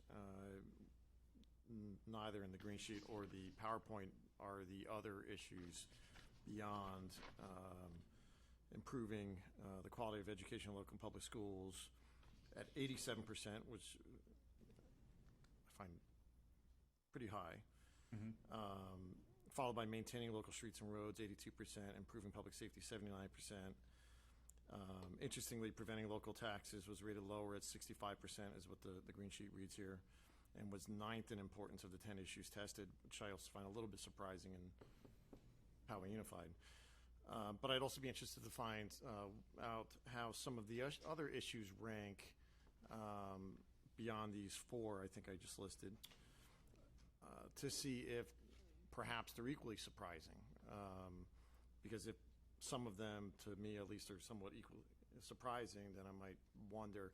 I'd be interested to go back and look at the intensity on these issues, on the projects, on the arguments between the March and November electorate, because that certainly informs how we would approach this. And ultimately, more likely than not, we'll decide whether to move forward, whether it's March or November, but that additional data is helpful in determining that, I would think. Yeah, and that information is all available. The one nice thing about having the larger than expected, or at least larger than originally contracted for sample size, is we do have the ability to sort of slice and dice the data into smaller subgroups with a greater degree of statistical reliability than we would have otherwise, right? So when you're looking at March versus November, we still have a large volume of March voters, right? We didn't do a 400 sample size and then have only 250 likely March voters, at which point, the moment you start breaking that down into subgroups, your margins there go through the roof, and you can't have those comparisons, right? With the large volume of data we have here, we can supply that information, and you also have a smaller margins of error around it. Just a quick question. I noticed that it was mentioned a few times, I think at least on the green sheet, that among the data collection methods included telephone and online, and telephone and email. What percentage is that breakdown between cellular and landlines? Cellular and landlines it's about 2/3 cellular these days, 1/3 landline. I keep telling my kids that, believe it or not, phones used to be attached to the wall. They don't believe me, right? And oftentimes what you find is the landlines that are in the voter file, they're stale, right? These are people who at one point or another migrated off that and then never updated their record, right? So we're predominantly mobile on the phone side. So I feel like in summary, March or November, it's about 55%. SFID or CFD, it's about 55%. If it's it seems like we're all hovering right around that pass number. Right. Doesn't seem to matter either way for a lot of the parameters you looked at. Old or young, on campus, not on campus. Right. Is that unusual? There's been some rule changes in 2018 that took effect called AB 195, and they changed the way you're required to write the 75-word ballot statement. And unfortunately, although they were ostensibly out of a desire for transparency, in reality, it's confusing to a lot of voters about when they read that statement. They get tripped up by some of the things that are now required to be in there. And prior to AB 195 passing, right, it was what we found is that, and we've done over 20,000 interviews doing split sample studies, testing all this. What you tended to find is that just changing the way you're required to write the ballot statement dropped support on average about 7 points. So I mention that mainly because in the past, when you say is it normal, in the past, a lot of times we would do these bond surveys and it was very common to be up in the low 60s, right? It's sort of like everything tended to be in the 60s. And you didn't sort of get into the mid 50s in a lot of communities. Since AB 195, if I had a dime for every time, we wind up with a final ballot test that kind of hovers around 55, I'd, be richer than I am. And so it's not unfortunately not as uncommon as you might think, right? And obviously 55% isn't a very comfortable place to be, right? And so but you also haven't had a conversation with your community yet, right? And you don't have to make that decision of we're going forward now. In fact, I would encourage you not to, right? It's more, okay, let's take the next steps and start to expand the conversation with the community, right? And you have an opportunity before you vote to place a measure on the ballot to come back, stick your finger in the wind one more time and say, okay, with the outreach, with the education, where do we sit? And do we feel comfortable about putting, a measure on the ballot? If I might, I would say also, I'm not totally surprised by these numbers in your community. We've done work in, San Dieguito and Carlsbad and Miracosta College, and so we've kind of been up and around this area for a long time, doing a lot of these kind of surveys and doing the campaigns and passing bonds in similar kinds of communities. And so I think it's not an uncommon. I think for your community, based on both the demographic makeup and some of the unique history, frankly, that's here, I view these optimistically. I think the fact that you are right at the line, you're not below it, and that the support is resilient, meaning it goes up a little bit, it doesn't go down that far, and we hit them with some pretty hard negatives. If you read the negative arguments, we did not sugarcoat. We brought out, the worst of it. I think people basically are saying, look, we care about education in this community. We value education, even if we don't have kids in schools. Schools are a really important part of our identity of who we are when we live here. It's part of the reason people move here. It's part of the reason people stay here, even when their kids are grown. Schools are a huge part of what we do. We also probably know a little bit more than the average person about bonds. So we are not surprised when you say this is a bond. We know what a bond is. We are familiar with bonds. We do know that they matter, even though we feel like maybe the last one could have been handled better. We know that they're important, and we care about kids. And so I think that higher degree of undecided that you're seeing in this poll is people saying, I'm open-minded to this. I am not sold automatically, but I am open-minded. And so, as you mentioned earlier, a proper communication plan and the elbow grease. This stuff's not easy, and I think these poll results are definitely fall in the category of not easy, right, but totally possible. I think you have a place where your numbers are kind of right at the number, and if you do the work, meaning that parents kind of get engaged and understand how important it is and start to learn about it, and non-parents, and conservative leaders in the community, and people whose voices matter and whose opinions are respected by others get comfortable that you have real needs, you have a real plan, you are doing a good job with the money you do have now, and you will do a good job with the money you're asking for. I think that these numbers suggest they're going to come around. Does that mean you're going to get 68%? No, I don't think that that's in your demographics. I don't think that's here. But does it mean you can win? Yeah, totally. And I'll say one other thing about March and November of next year, which is, as Tim said, we are modeling the primary differently next year than we would model a typical primary. And primaries are all a little bit unique. They're all different. Presidential elections all more or less look like high turnout elections. Primaries can be low, can be high, can be all over the map.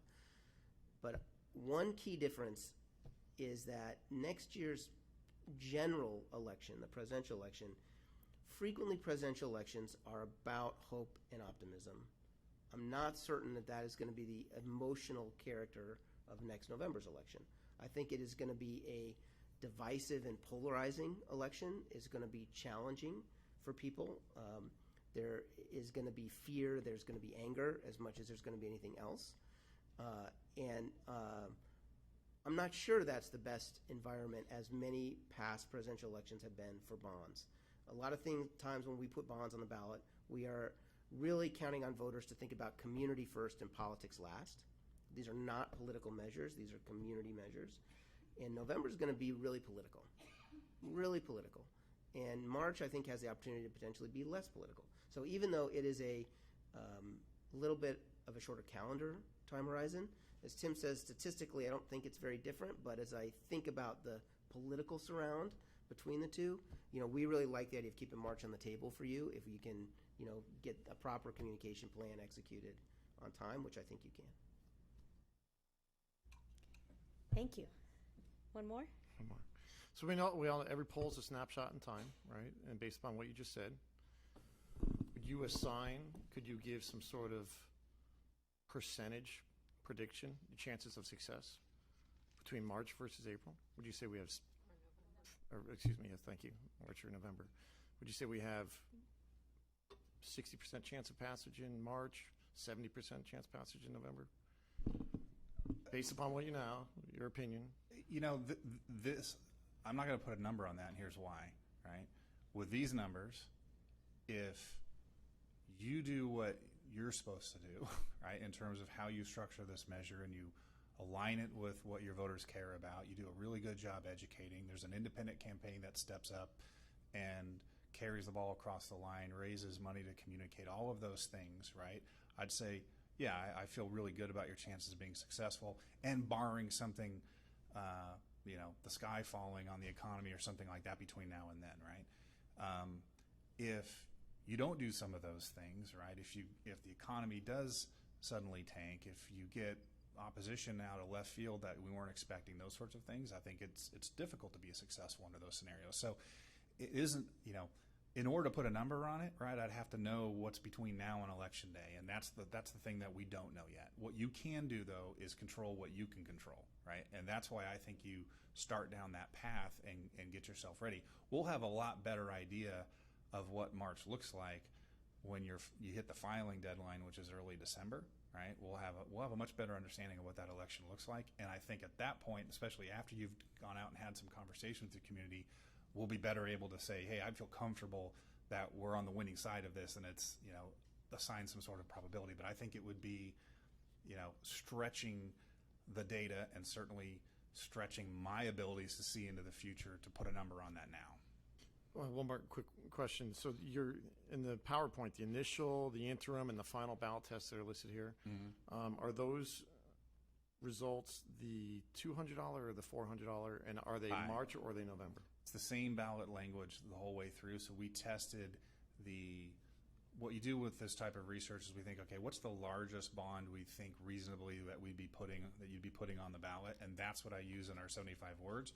You can always come off that and go lower, but I wouldn't want to test 400 and then put 500 on the ballot, right? So we tested 480 million, which raises about 27 million annually, with a 4 cent per $100 assessed value rate, which is basically a $40 per 100,000 assessed valuation rate. So if you were to come off that number in terms of tax rate and bond amount, given what we've seen in this poll, you also have some upside there as well, right? By right sizing the price tag a little bit, that would, you would expect that would also increase support some. So the initial, the interim, and the final, are these the November voters or the March voters? The results I showed you tonight are November because that's the entire sample. But if you subset and look at March, they're strikingly similar. They're about 1 point different at each one of those. Thank you. Mm-hmm. Are there any further questions from the board? This is your chance. All right. Thank you very much. I appreciate it. Appreciate it. Thank you. Have a great night. So staff does need board direction as to whether or not this board is wanting staff to move forward with the communication plan and planning for March or planning for November, so that we can go ahead and execute such a plan and moving forward with starting to talk to our constituents, community leaders, and getting endorsements. Comments from the board? Michelle? I would be in favor of pursuing what we need to pursue to get to that December decision. I think it looks promising, and I think we would make a mistake if we were to stop here. Yeah, don't take my bunch of questions as not recognizing that it is certainly needed for the district, but as far as giving direction this evening, I couldn't be prepared to say whether to give you direction to prepare for March versus November without taking more time to review the data. Would you be comfortable with a directive to pursue March in theory and see where we get in December and reassess where we are in December? The problem is if we don't decide it, the communication plan and all the work that goes into it takes a long time and a lot of work. So if we don't start moving on it, we're going to end up in a timeline we're forced to just go for November. Because we're looking at a very short timeline. We only have till I think December to file. We're already in September. The next board meeting is October. Then you go to November and the holidays. So we're really pushing it. So if we wait for more data, we meet with you one-on-one to give you that data, but I just need overall board direction. I feel comfortable giving board direction to at least start preparing the communication plan. I think we're on a very tight timeline. From what I heard of the presentation, and I'm assuming everything is fine with that data, staff has reviewed the data. As far as we know from what we've been presented, it looks like March versus November is not that significantly different. And if we feel as we go closer to that trigger point that we're not able to get to March, we will have an opportunity to punt. That's at least my understanding from the presentation. But I think if we don't start now, we're not even going to make March. Not that I know more about bonds than you. I also agree because to wait for 2022 is a long time, and I don't think we have that time. And I think March would also be our safest bet considering the climate's changing because of the election.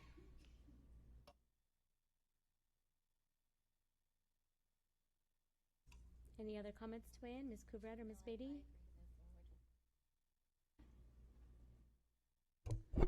Yeah, my vote would be to move forward with March. So you're looking for direction, right? Not an official vote. Okay.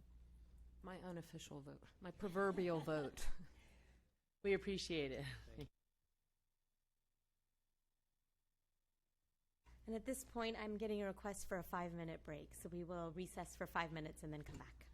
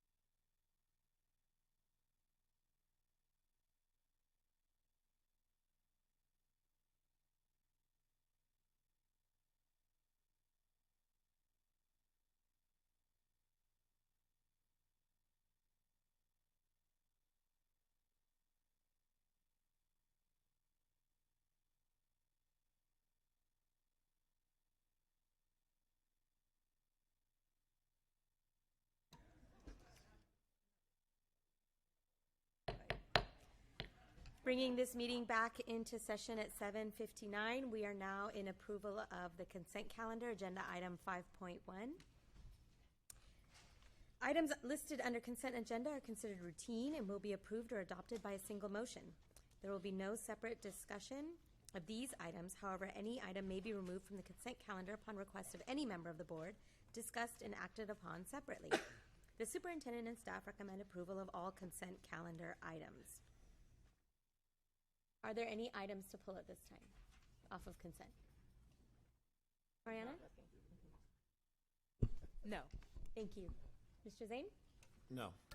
Ms. Beatty? Let's see, 5.3A and B. 5.3 A and B. All right. Ms. Couvret? No. Ms. O'Connor-Ratcliffe? 5.3E and 5.4D. E and 5.4D? Yes.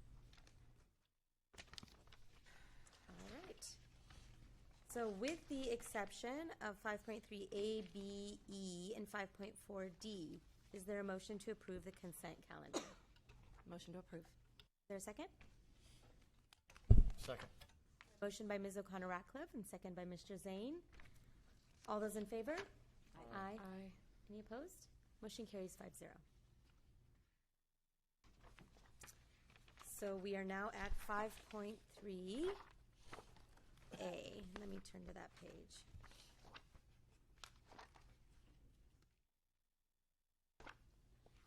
Approval of ratification of contractual services reports number 02-2020.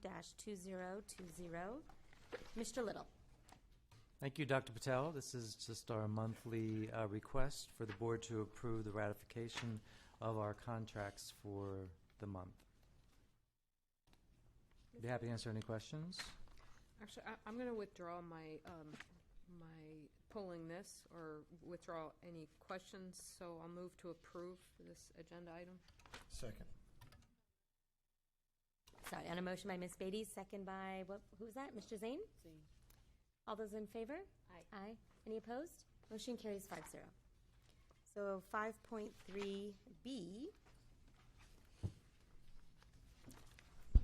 ratification of district purchase orders, revolving cash fund expenditures, and purchase of card transactions. Mr. Little. Yes, this is our monthly request to the board to approve current purchase orders and purchase card transactions. Be happy to answer any questions. So mainly just some comments, and that is there were two line items for the legal services, specifically Atkins. We're approving payment of about $750,000 to Atkinson. So I guess two comments. One is we are trying to work to reduce legal fees, so there's a concern for the high price tag there. And two, I'm uncomfortable with one firm having the lion's share of the legal business, just in terms of the dollar amount. And my preference is, a public agency that's required to conduct open, transparent procurement processes, even though for services like legal services, we're not required to do hard bids. I want to make sure that we're spreading the wealth, so to speak, and conducting the process openly, transparently, and fairly. We will look into that. Part of the problem is that Atkinson Anderson is such a large firm, and they handle the majority of school district business, and their attorneys specialize in specific areas. But Poway Unified has had a long-standing relationship with Atkinson Anderson, even prior to our leadership team coming on board. And so when they have a long-standing relationship, they also know the history and the rules and regulations and things and the policies within Poway Unified. So we're happy to look at that and look at what other firms we could seek support from. We did add a couple to our JPA, a couple of new ones. We're happy to look at that. But as far as fees and everything and expertise, they seem to be the one that are most versed for school school districts, but we will look into that. Thank you. And then was curious about cooperative strategies. That's number 7. That was the former Delinka group. Was that consulting for the... Yeah, they continue to help us with our enrollment projections primarily. They've been doing it a long time, and they're pretty accurate, so we continue to employ them in that manner. And I think I had one more on this long list, and that is 89 Concerned Parents Alliance. We've gotten data in the past about their programs, so they are being paid $65,000. I think in the past it was like 89 children that they were serving for per capita price of, I don't know, but it'd be good to get more information on that. Right, so we updated the data that we include in our presentation of their impact, so that we are really holding the program more accountable about what impact are they actually having from the student perception data as well as the parent perception data. So we have included a new data set to measure that impact, and then we are also working to increase enrollment. And then this is actually a decrease from last year because we saw a decrease in enrollment. So this is a decrease in the amount that we have funded in the past. So also, we had a pretty extensive presentation and discussion on a meeting you happened to not be here, and where we learned that we were decreasing the number of enrollees. Well, thank you. I would appreciate seeing that information that was shared. Thank you. And that's it. No more questions on this item. Since I pulled it, I will move to approve. Second. On a motion by Ms. Beatty, second by Mr. Zane. All those in favor? Aye. Any opposed? Motion carries 5-0. I would like to point out that item number 8 on that was $25,000 towards musical instrument repairs. So we are keeping our instruments in good shape. They are assets. So the next item that was pulled was 5.3E, which was, let me get to that page. D.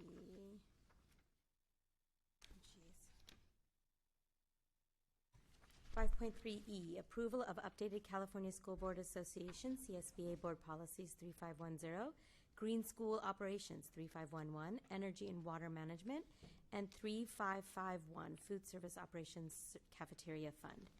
Mr. Little. Yes, thank you. These are the latest CSBA recommended changes to policies, and we're bringing them forward this evening for the board's approval. So I have no problem with these policies. In fact, I was excited to see them. I just would like to make a motion to approve them, but with all of the typos fixed. There are an exceedingly high number of typos in here, and I don't want to approve something that is this sloppy. So I'd like to move to approve with typos fixed. So that would be non-substantive changes. Second. I found a typo too. One TJ typo found in all of the ones Ms. O'Connor-Ratcliffe found. Is there a... Mine was a major typo. Hers are very minor typos. Yeah, let's make that clear. I believe that's a motion. Whoever's typos they are, I just don't want them in our policies. Motion by Ms. O'Connor-Ratcliffe, second by Mr. Zane. All those in favor? Aye. Any opposed? Motion carries 5-0. Thank you.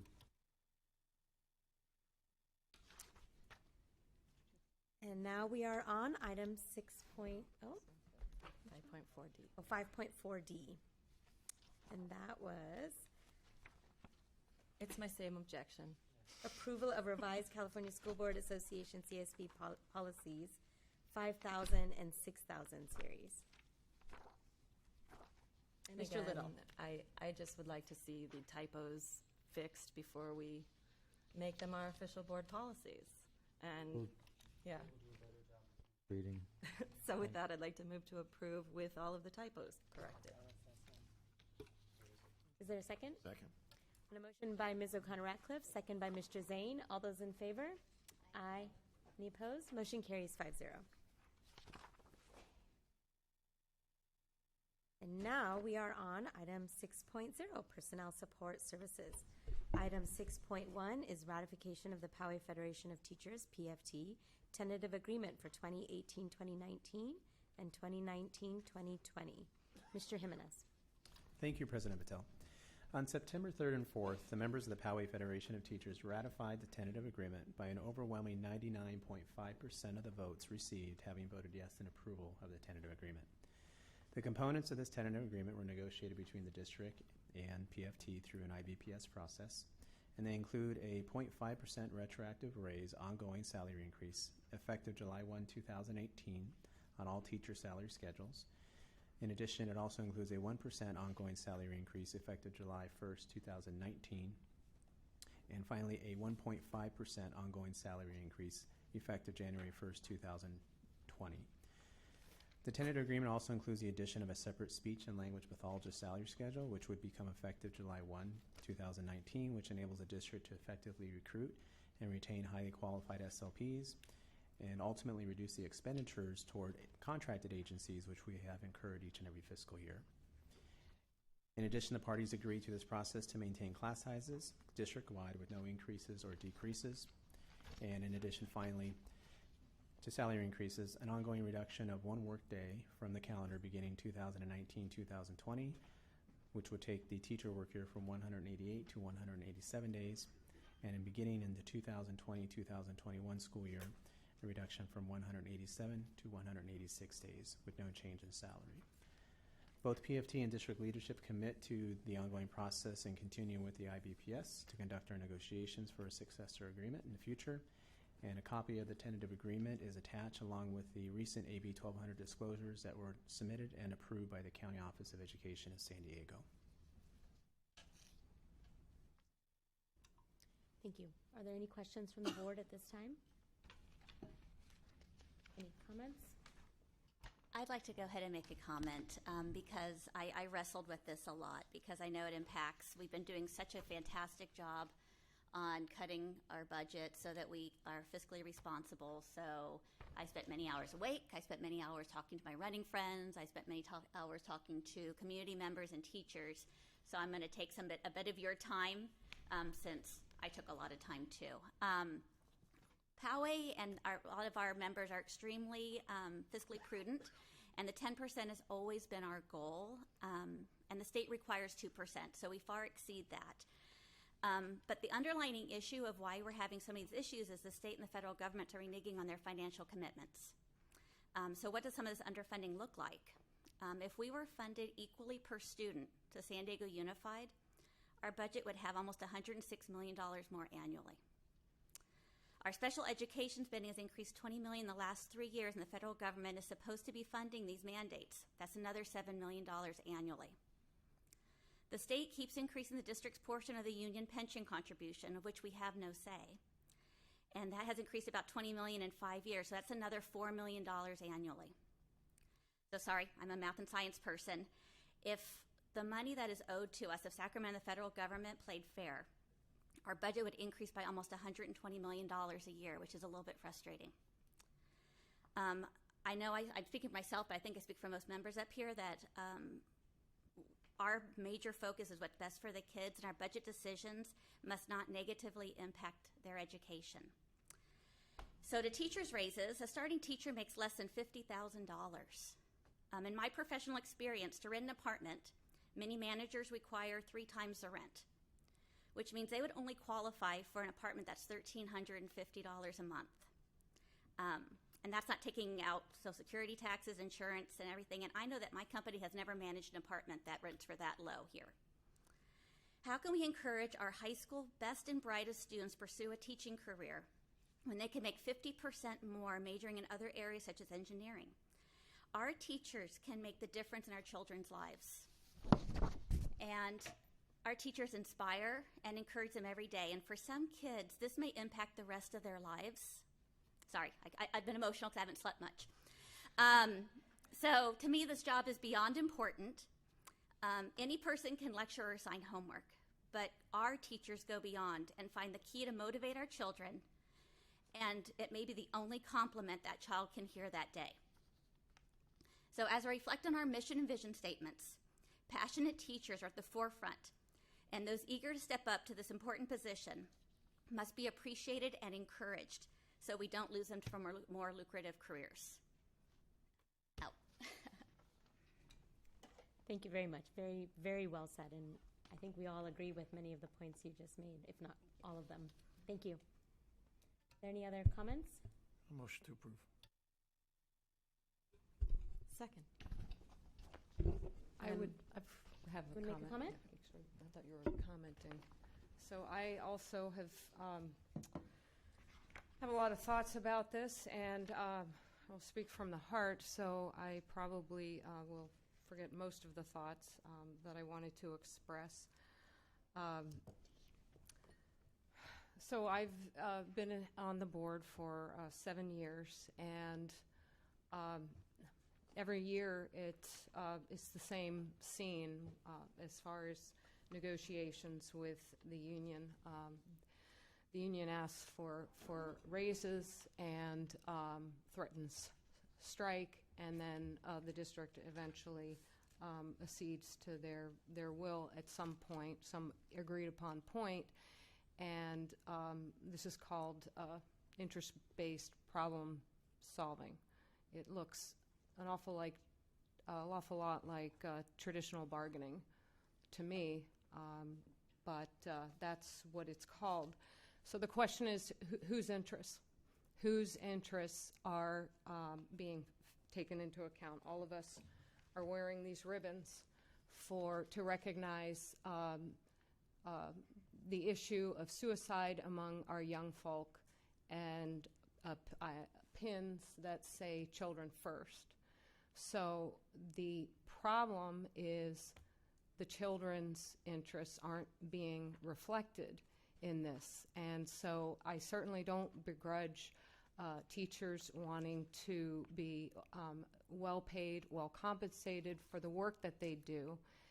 The issue that I have is about balance and about making sure that all of the interests are factored in, and especially the one that we all proclaim to be the top interest, and that is of the children. And I've been a parent in the district for several decades, and my kids are no longer in the schools, but yet it crushes me that today's kids don't get the benefit of the class sizes that my kids saw, or some of the programs that my kids got to partake in. And that was the way the district was a couple of years ago, was a pretty relatively low bar coming from another state where we actually bused all the children to school. They had an art teacher, a PE teacher, class sizes of in kindergarten with 16 kids, counselors, vice principals, gymnasium, stuff that people basically don't know here in California.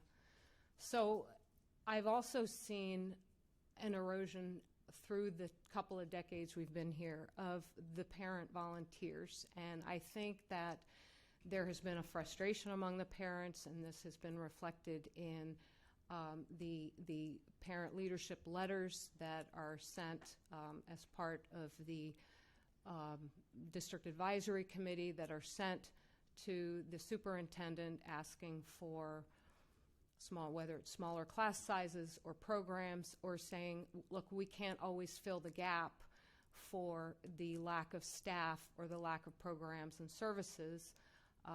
The band program has to raise, I think they've spoken here and said they have to raise $170,000 just to remain afloat a year, $170,000 a year. My husband, for 9 years, was a volunteer cross-country coach at Black Mountain Middle School, long after my kids came and went from that school. And this was an important program for the students' mental health. We've had people come today, we've had students come in the past say, we need more counselors. Our friends are suffering greatly. The epidemic of anxiety and depression and suicide ideation is on the rise. We need more counselors.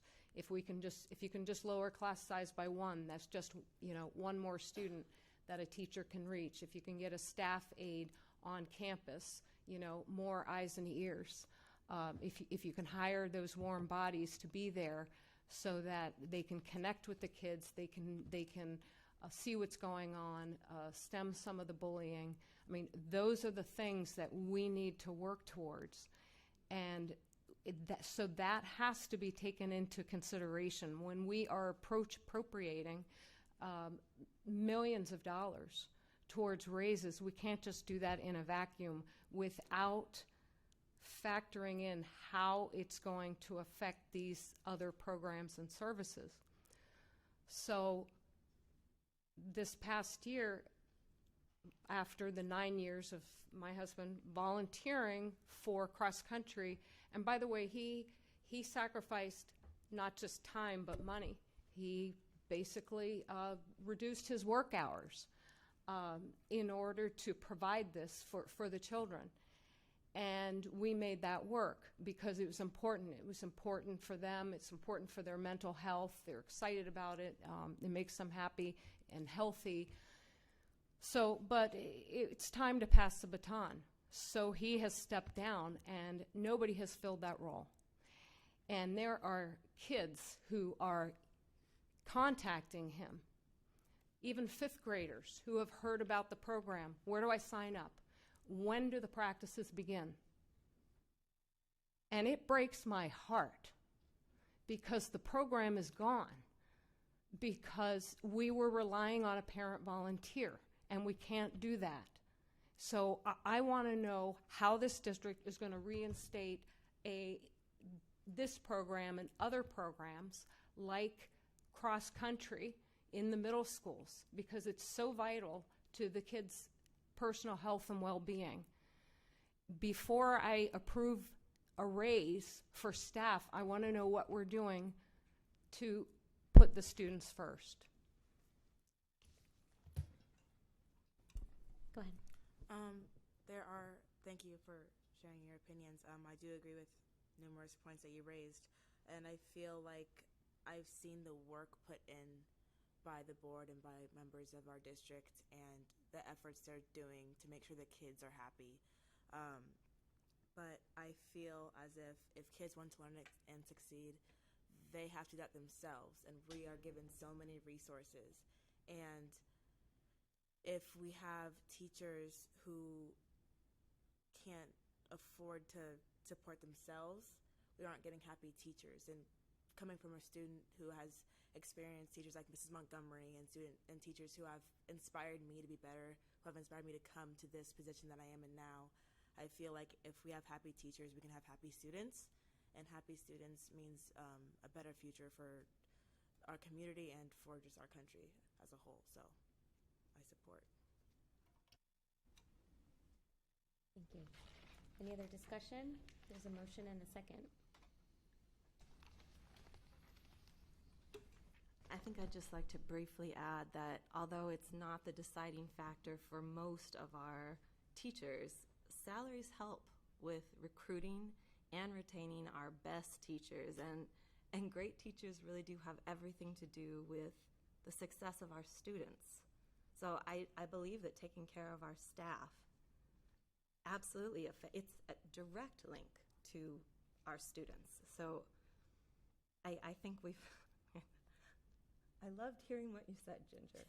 Ms. Couvret, that was beautiful. I loved it. I support this. I would like to add that there's one bright spot in one of the challenges that we've been facing with recruiting and retention, and that's in the speech and language pathologist area. This is an area, if you look at our employment reports, every time we see 3 or 4 leaving, we're having to hire new ones. It's a challenge to keep these positions filled throughout the district. And I like how this agreement improves the salary schedule for this job classification within the teachers, the certificated employees. And I agree with everything Ms. Couvret said. I think, yes, while we do have a lot of gaps to fill, I think having high-quality teachers making the connections, direct connections with our students is going to be, it's invaluable. Our opening speaker, George Coro, said the main value of public education is not in the textbooks, it's going to be in the relationships. He said it pretty clearly, and I felt very inspired by that. It is all about the relationships, the connections that our staff makes with it's not just teachers, it's all the staff at our school, the connections that they make with the students. That one connection can change a kid's life, and we know that. So with a motion, and I'm now forgetting, was it, One quick comment on that. yes, go ahead. Just an acknowledgement, making decisions like this when we're facing such difficult financial challenges is never easy. But it's the right thing to do. I think that, and I've been encouraged by what I've seen happen this year, by what may be at times tense negotiating with our bargaining units in the district. From what I've seen and the reports I get, it has been still yet collaborative. And one of the things I'm most encouraged by, and speaking specifically to the PFT agreement, because that's what we have before us today. We don't have yet another one to discuss yet. But this is reasonable. And when something's reasonable and you have employees that are working collaboratively with the district, it's the right thing to do.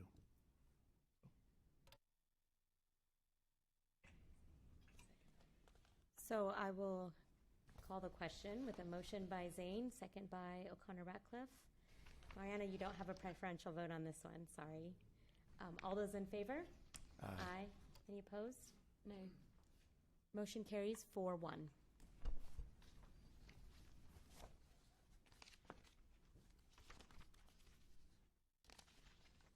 Item 6.2 is approval of CSBA. Oh, it is the first reading. First reading of and approval of California School Board Association CSBA Board Policy 4119.24, 4219.24, 4319.24. Again, this is a first reading. Mr. Jimenez. Thank you, President Patel.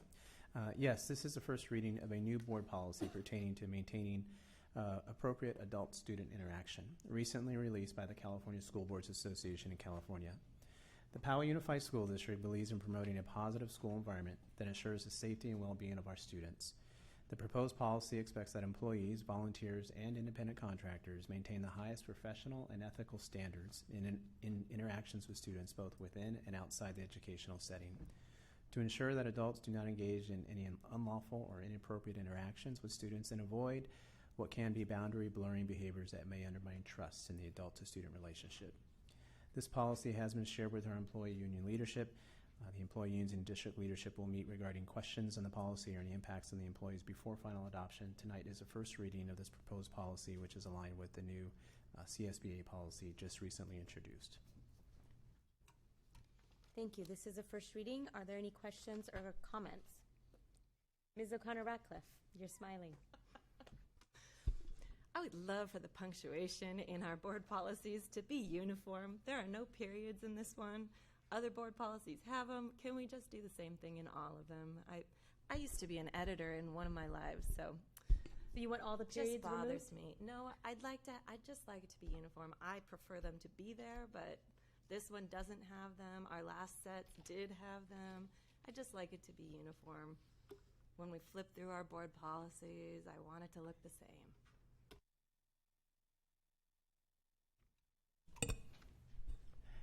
Yes, point taken. So we can definitely ensure that we have a uniform format for our policies.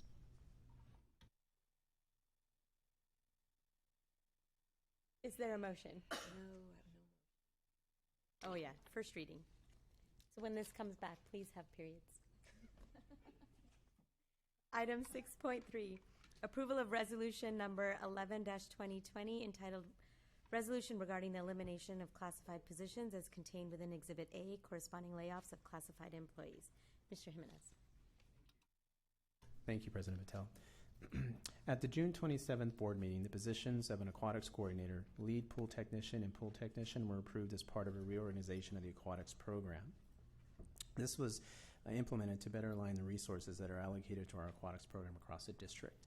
The new aquatics coordinator classification was approved and based on aligning all of the 5 high school pools under one supervisor, which would ultimately maintain consistency and quality of service across our district for our pool programs. And with that oversight with this new position, the elimination of 5 current aquatic supervisor positions for more effective and efficient use of our program resources. With the introduction of these 3 new classifications, we are now positioned to shift in our reorganization of this aquatics program. And so before you this evening is the resolution to eliminate the 5 aquatic supervisor positions following in accordance with Education Code. Thank you. Are there any questions? Not, is there a motion? Motion to approve. Second. A motion by Mr. Zane, second by Ms. Beatty. All those in favor? Aye. Motion carries 5-0. We are now on to agenda item 7.0. Yeah, we will start. 7.1 has been pulled, as I said before. So we will now proceed to 7.2, an action item, approval of the 2018-2019 unaudited actuals financial report. Mr. Little. Yes, thank you, Dr. Patel. This evening, we present the 2018-19 unaudited actuals report for the board's consideration and approval. The reports were electronically forwarded to you for each fund, and key highlights of the report are noted on the green sheet. I'd like to thank the entire finance team for their hard work in closing the fiscal books and doing a great job across all district funds. And at this time, I'd like to introduce our finance director, Ms. Joy Ramiro, who will make a brief presentation and answer any questions that the board may have.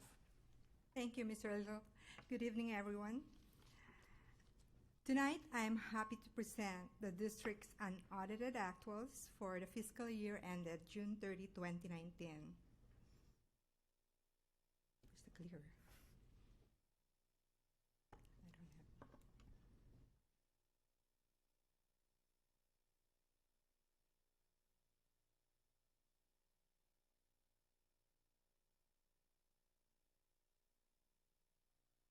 There you go. So included in our 2018-2019 financial report is the requirement of GASB 68 and 85 to record the state's contribution to the public employers' retirement as we close the books. On June 27, 2019, the Senate Bill 90 signed by Governor Newsom appropriated additional STIRS contribution of $2.2 billion and extends the contribution to PERS for $904 million. With SB 90, the district's pro rata share for STIRS on behalf contribution, as you can see on the table, is $24.4 million, an increase of $11 million, and the PERS on behalf pension contribution is being recognized in our financial report for $4.7 million. Total increase in the district's total revenues and expenditures of almost $15.8 million. So this is the total district's combined general fund revenues, including, of course, the LCFF, federal, state, and local funding. It's over $410 million in the unaudited actuals, the second column. $29 million of this, again, is the on-behalf pension contribution. The overall increase in our total revenues in the combined general fund is $14.5 million. This slide shows the accounting of the difference in revenues between the estimated and the unaudited actuals, which is the $14.5 million. We recognize an additional revenue in the lottery. Our estimated actuals per ADA was 151 in the unrestricted lottery, and we end up getting funded at almost 164 per ADA. It's a huge increase. a total of 510,480 additional unrestricted lottery funding. And on the restricted side, we estimated 51 per ADA, and we got funded 66 per ADA, so almost 500,000 has been added in our total revenue for restricted lottery.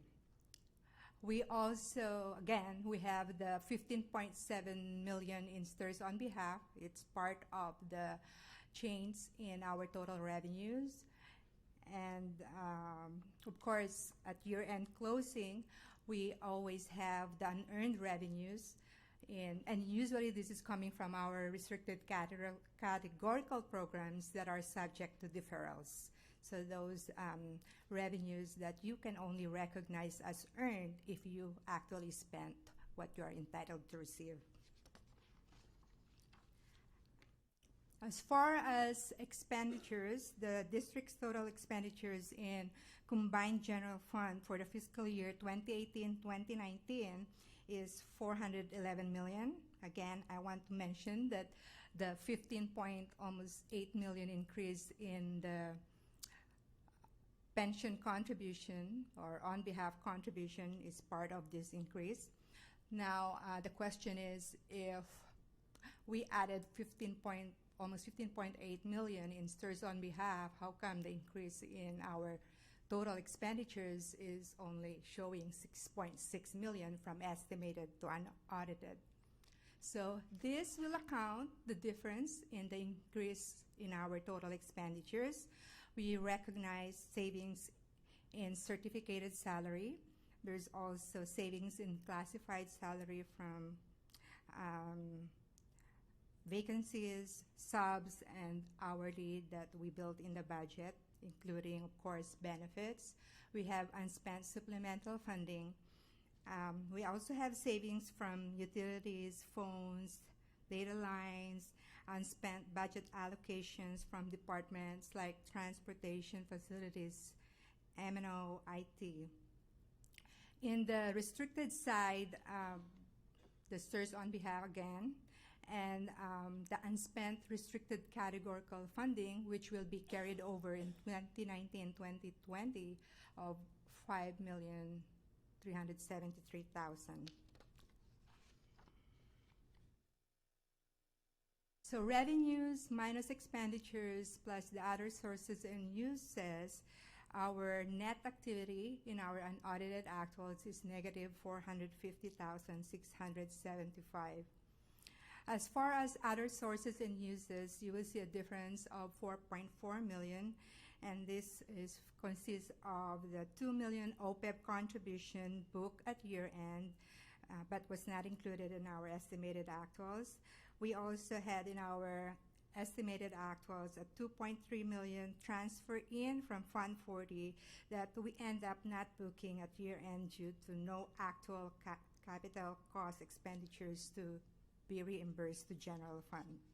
And of course, there's some minor transfer in adjustments also.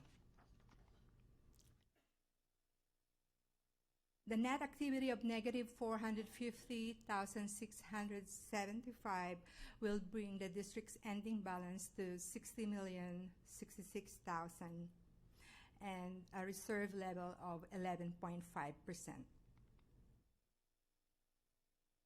over 10%. So here's the components of our ending fund balance. I'm not going to go over each line item, but I want to direct your attention on the carryover. So for restricted carryover, a total of 7.9 million is included in the 60 million. We have also unrestricted carryover of 5.3 million. This is a total of 13.2 million as part of our ending balance that we will be adding in our September revised budget because they are carryover. So that means if we actually spend our carryover the same year the revenue we receive, our net activity is negative 13.7 and not 450,675.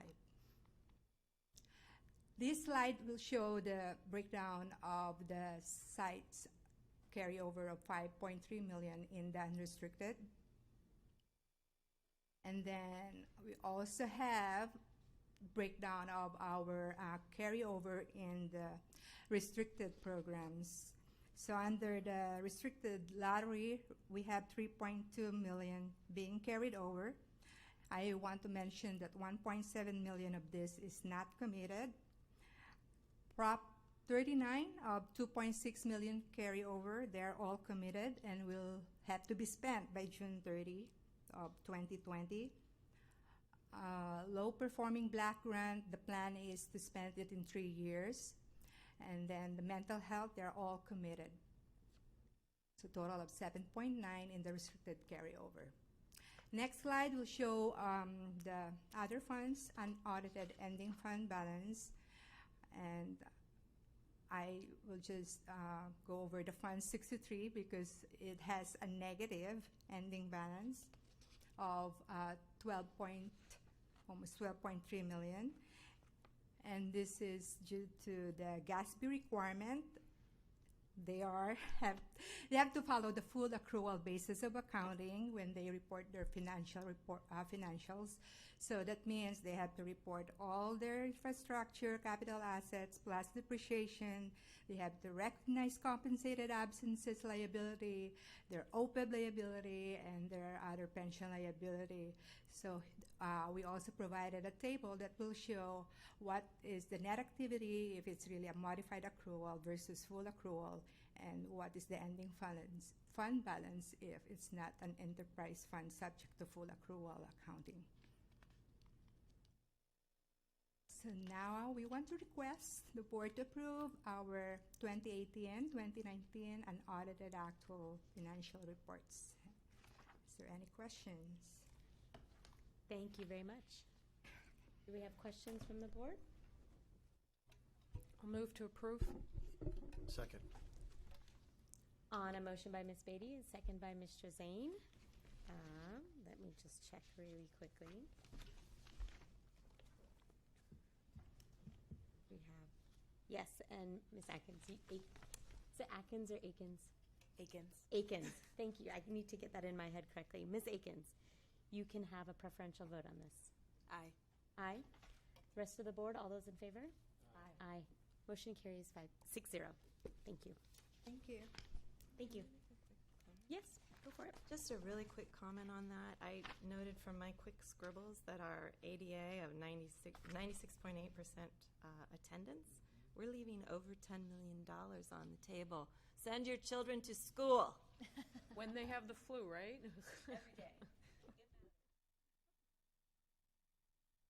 So we will have a brief recess of our regular meeting and move into opening our public hearing at 8:42. This is agenda item 7.3, and it's a public hearing and approval of resolution number 052020 entitled Approving a School Facilities Need Analysis, Adopting Alternative School Facility Fees in Compliance with California Education Code Section 17620 and Government Code Sections 65995.5, 65995.6, 65995.7, and 66,000 ET SEC, and making related findings and determinations.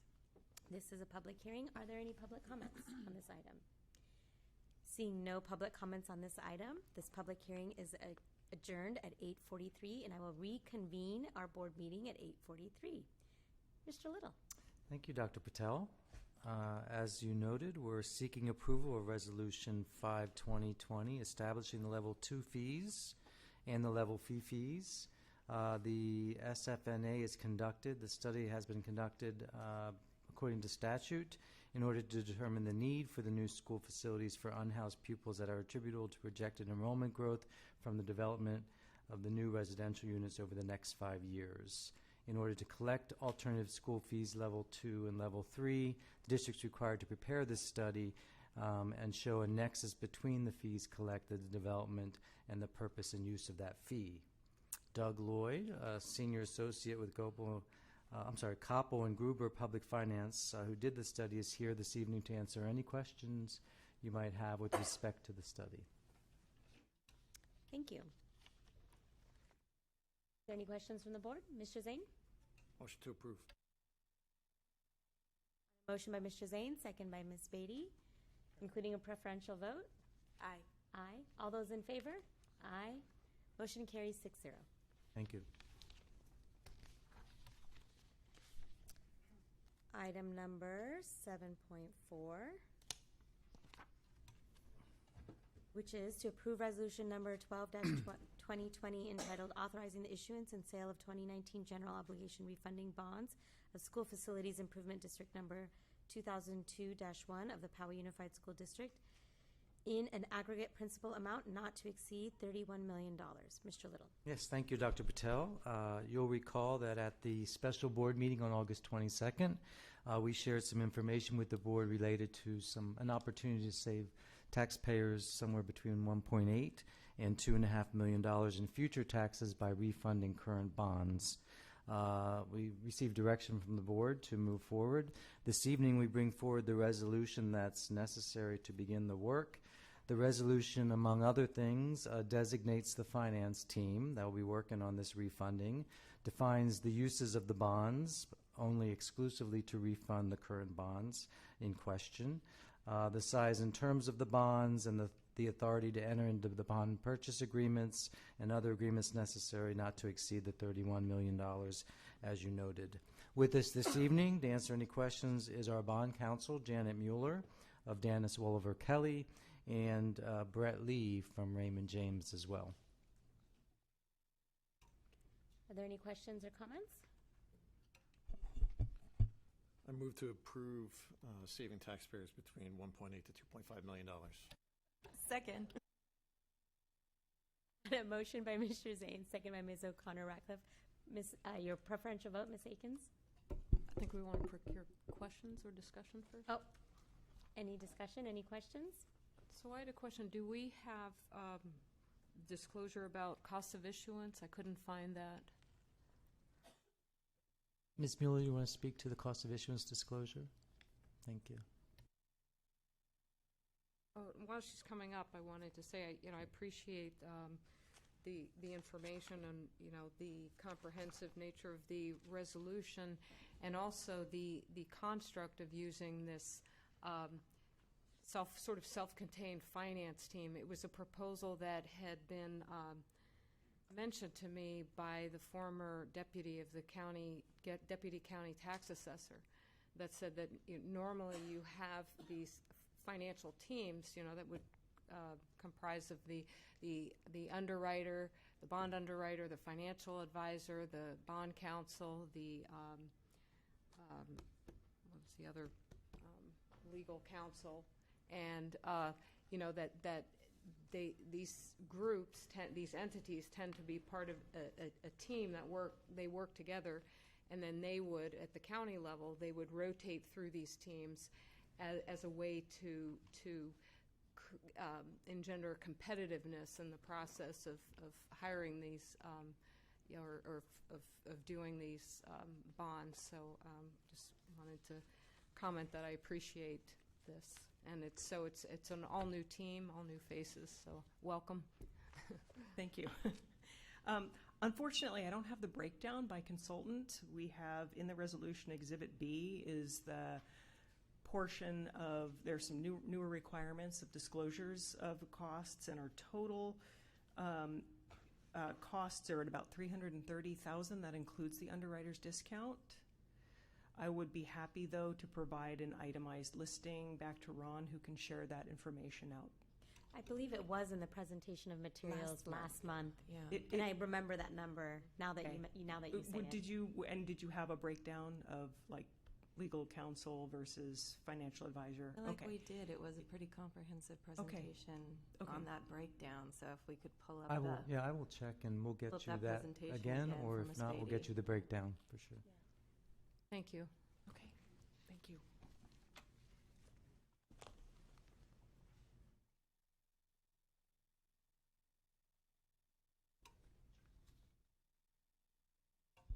Motion was you? No, TJ. So we have a motion on the floor, motion by Mr. Zane, second by Ms. O'Connor-Ratcliffe. Seeing no further question or discussions, I'd like to take the vote. Preferential vote for Ms. Akins. Aye. Rest of the board, all those in favor? Aye. Any opposed? Motion carries 6-0. Thank you. Item 7.5. Get to that page. Item 7.5, an action item, authorization to execute the First Amendment to the final guaranteed maximum price for the Oak Valley Middle School Classroom Edition. Mr. Little. Yes, thank you, Dr. Patel. This evening, staff presents an update on the Oak Valley Middle School Classroom Expansion Project and seeks approval of the final guaranteed maximum price for the project. Here to make a brief presentation and answer any questions our Facilities Director, Chad Koster, and Dan Dubrow, Principal at HMC Architects. Thank you, gentlemen. All right, thank you very much. Just here's our update, and as we come, the authorization for our final guaranteed max price. So to start this out, just kind of a quick summary of where we've been and what we've brought to the board as we've gone through this process. Back in June, the board authorized moving forward with this lease-back project, and we've contracted architectural services with HMC Architecture and Dan and his team. When in November, the board approved a preliminary estimated guaranteed maximum price. So at the time, it was our best estimate for that project for the construction portion of that at just over $5 million. In our total budget with all the soft costs, it was just over $6 million. In January, we moved forward and we completed phase 1 of that, which was the installation of 4 portable classrooms to meet the immediate need at that campus, and that was completed then. Total cost for that piece was $260,000. Through this whole time, Dan and his team have been working through the design process and taking it from kind of a conceptual design to all the nuts and bolts and really getting into the nitty-gritty details of the design, and then taking it through DSA. That final DSA approval was we received in July. Once that final DSA design was there, then we were able to give it to our lease-back contractor, and they were able to take that out and bid it out to all of the different subcontractors and get hard pricing on that. Unfortunately, when that came back, it was significantly more than we had anticipated. We had seen through the process some growth, and I'll kind of go through a breakdown of how and why here in the next slides. But as we get to the end of this, our current total project budget or estimate is just under $9 million, which includes all the soft costs that go with that. Most of the soft costs are fairly proportional to the hard costs. So that's part of the DSA fees is a proportion of the total project cost. So as we go through that, when we kind of did a deep dive and trying to figure out, hey, what was going on, and as we walked through this, we realized that just different methodology and pricing and how they were going through some of our budget estimates that we didn't fully account for a lot of the lease-back contractor's general conditions that go in that. So it's a lot of his project management and trailers and the things that they have for their operation and running of that project. Now those, when we went out to our award of our lease-back contract, those were conditions that were broken out and provided by all of the contractors that competed for our lease-back. So that just a difference in methodology, but we realized we did not fully account for those as we go through. In addition to that, we've seen some really significant increases in just general construction prices over the last year. When we went back and we did a deep dive with each of our subs that were bidding on this and trying to understand the numbers a little better, here's some of the feedback that we got. So there's increases in a lot of the pricing for steel and aluminum in particular that affect many trades. Copper is another huge, that's the bulk of the costs that go into our electrical costs, an increase of 25%. And we're also seeing throughout California, but in particular in Southern California, some really significant labor shortages.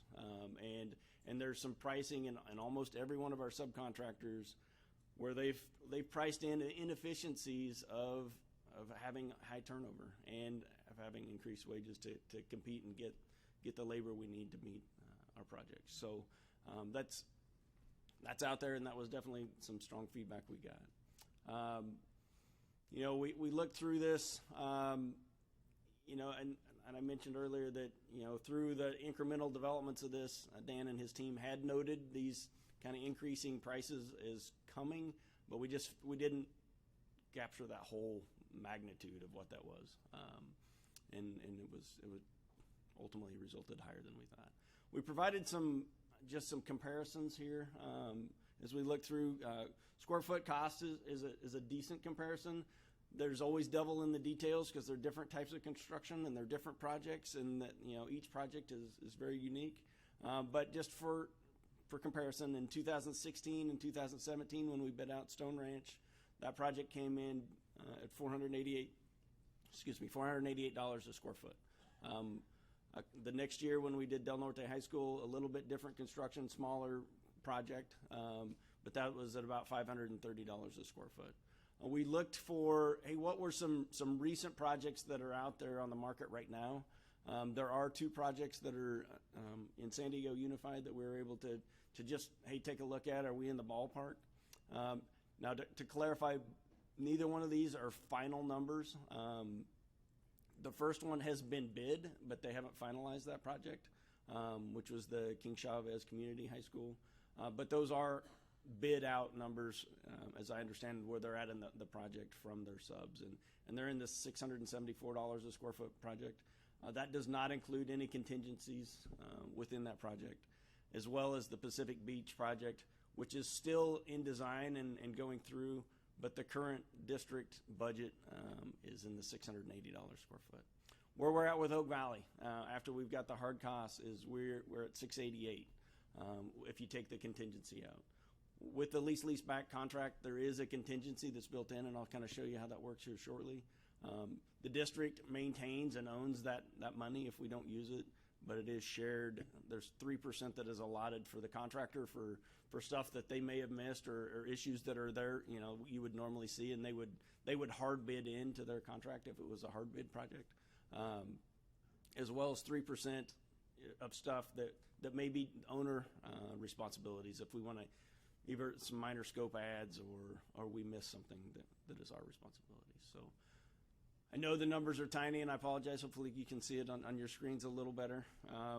But here is each one of these items on the left-hand side through item 20 were bid out by Balfour Beatty, our lease-back contractor. We have full visibility of these. They had good subcontractor coverage. We can see the bids that came in. But at the end of the day, those subcontract costs rolled up to $5.8 million. On the right side was part of our already negotiated agreement with Balfour Beatty on just their overhead costs that come in. There is the top line, the $350,000 roughly that is there, is our contingency. Now the district does kind of maintain control over that money, and we have to authorize even the use of the contractors. But I mean, it's in good faith as we go through. And there's 3%, like I said, that is really allotted for contractor contingency funds, and 3% for district.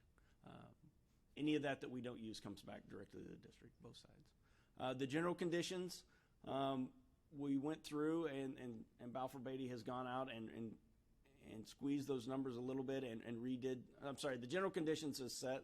Sorry, that's $41,000 per month while they're on the project that pay for their field trailers and their management and their operations. That was right in line with the other contractors we had when we did the other bid. That's in consistent and competitive.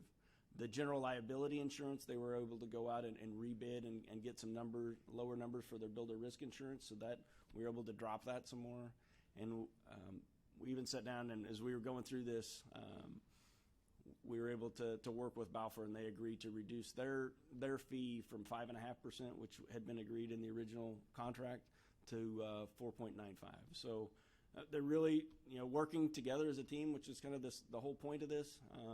I know it's more than than we started, which is always frustrating for all of us. But that's where we ended up. So this kind of shows kind of the total summary of what would be that Balfour contract. It includes our Phase 1 work. It includes pre-construction services that they provided. That was part of our original agreement as well for 47. And that's kind of where we are. So we're coming to you today to review that, authorize hopefully authorize the guaranteed max price and be able to finalize this project. Any questions? Thank you very much for your presentation. Questions from the board? Just want to check in that our CFD funds that we're using to pay for this are robust enough to cover this change. Do you want to handle it, Ron, or do you want me? We've been looking closely, and we do have enough funds in CFDs to cover the overage.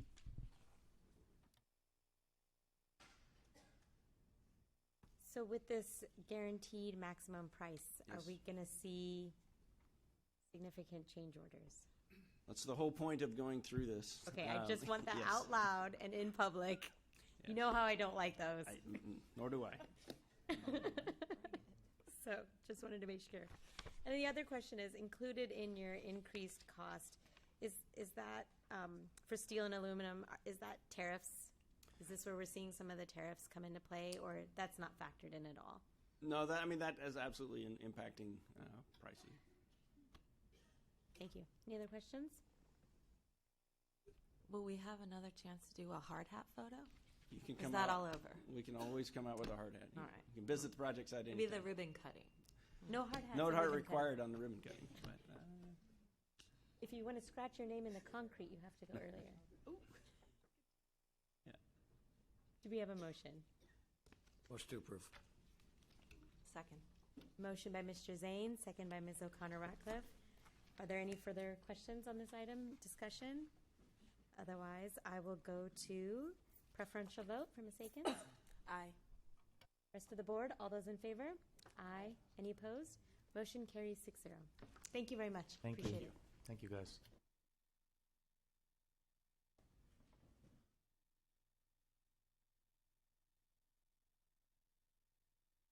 We are now in 8.0, Learning Support Services. 8.1, action item, ratification of stipulated agreements for student expulsion. Ms. Osborne. Thank you, Madam President. Tonight we bring forward one stipulated agreement for board approval.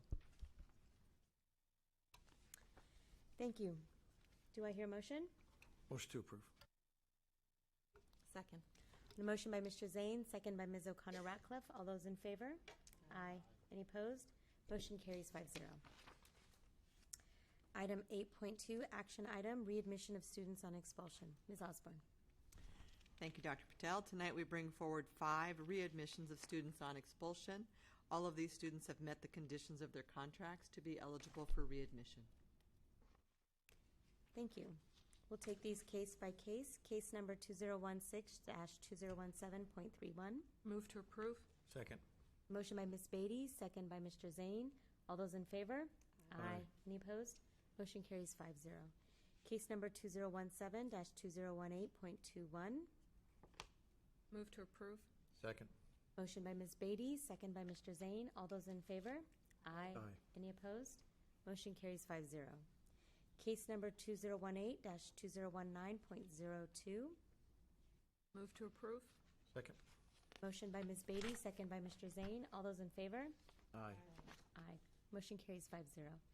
Case number 2018-2019.05. Move to approve. Second. Motion by Ms. Beatty, second by Mr. Zane. All those in favor? Aye. Motion carries 5-0. The case number 2018-2019.08. Move to approve. Second. Motion by Ms. Beatty, second by Mr. Zane. All those in favor? Aye. Any opposed? Motion carries 5-0. We'll now make a recess of our general meeting at 9:03 and convene a public hearing and approval of resolution number 03-2020 entitled Sufficiency of Instructional Materials for 2019-2020. This public hearing is convened at 9:03.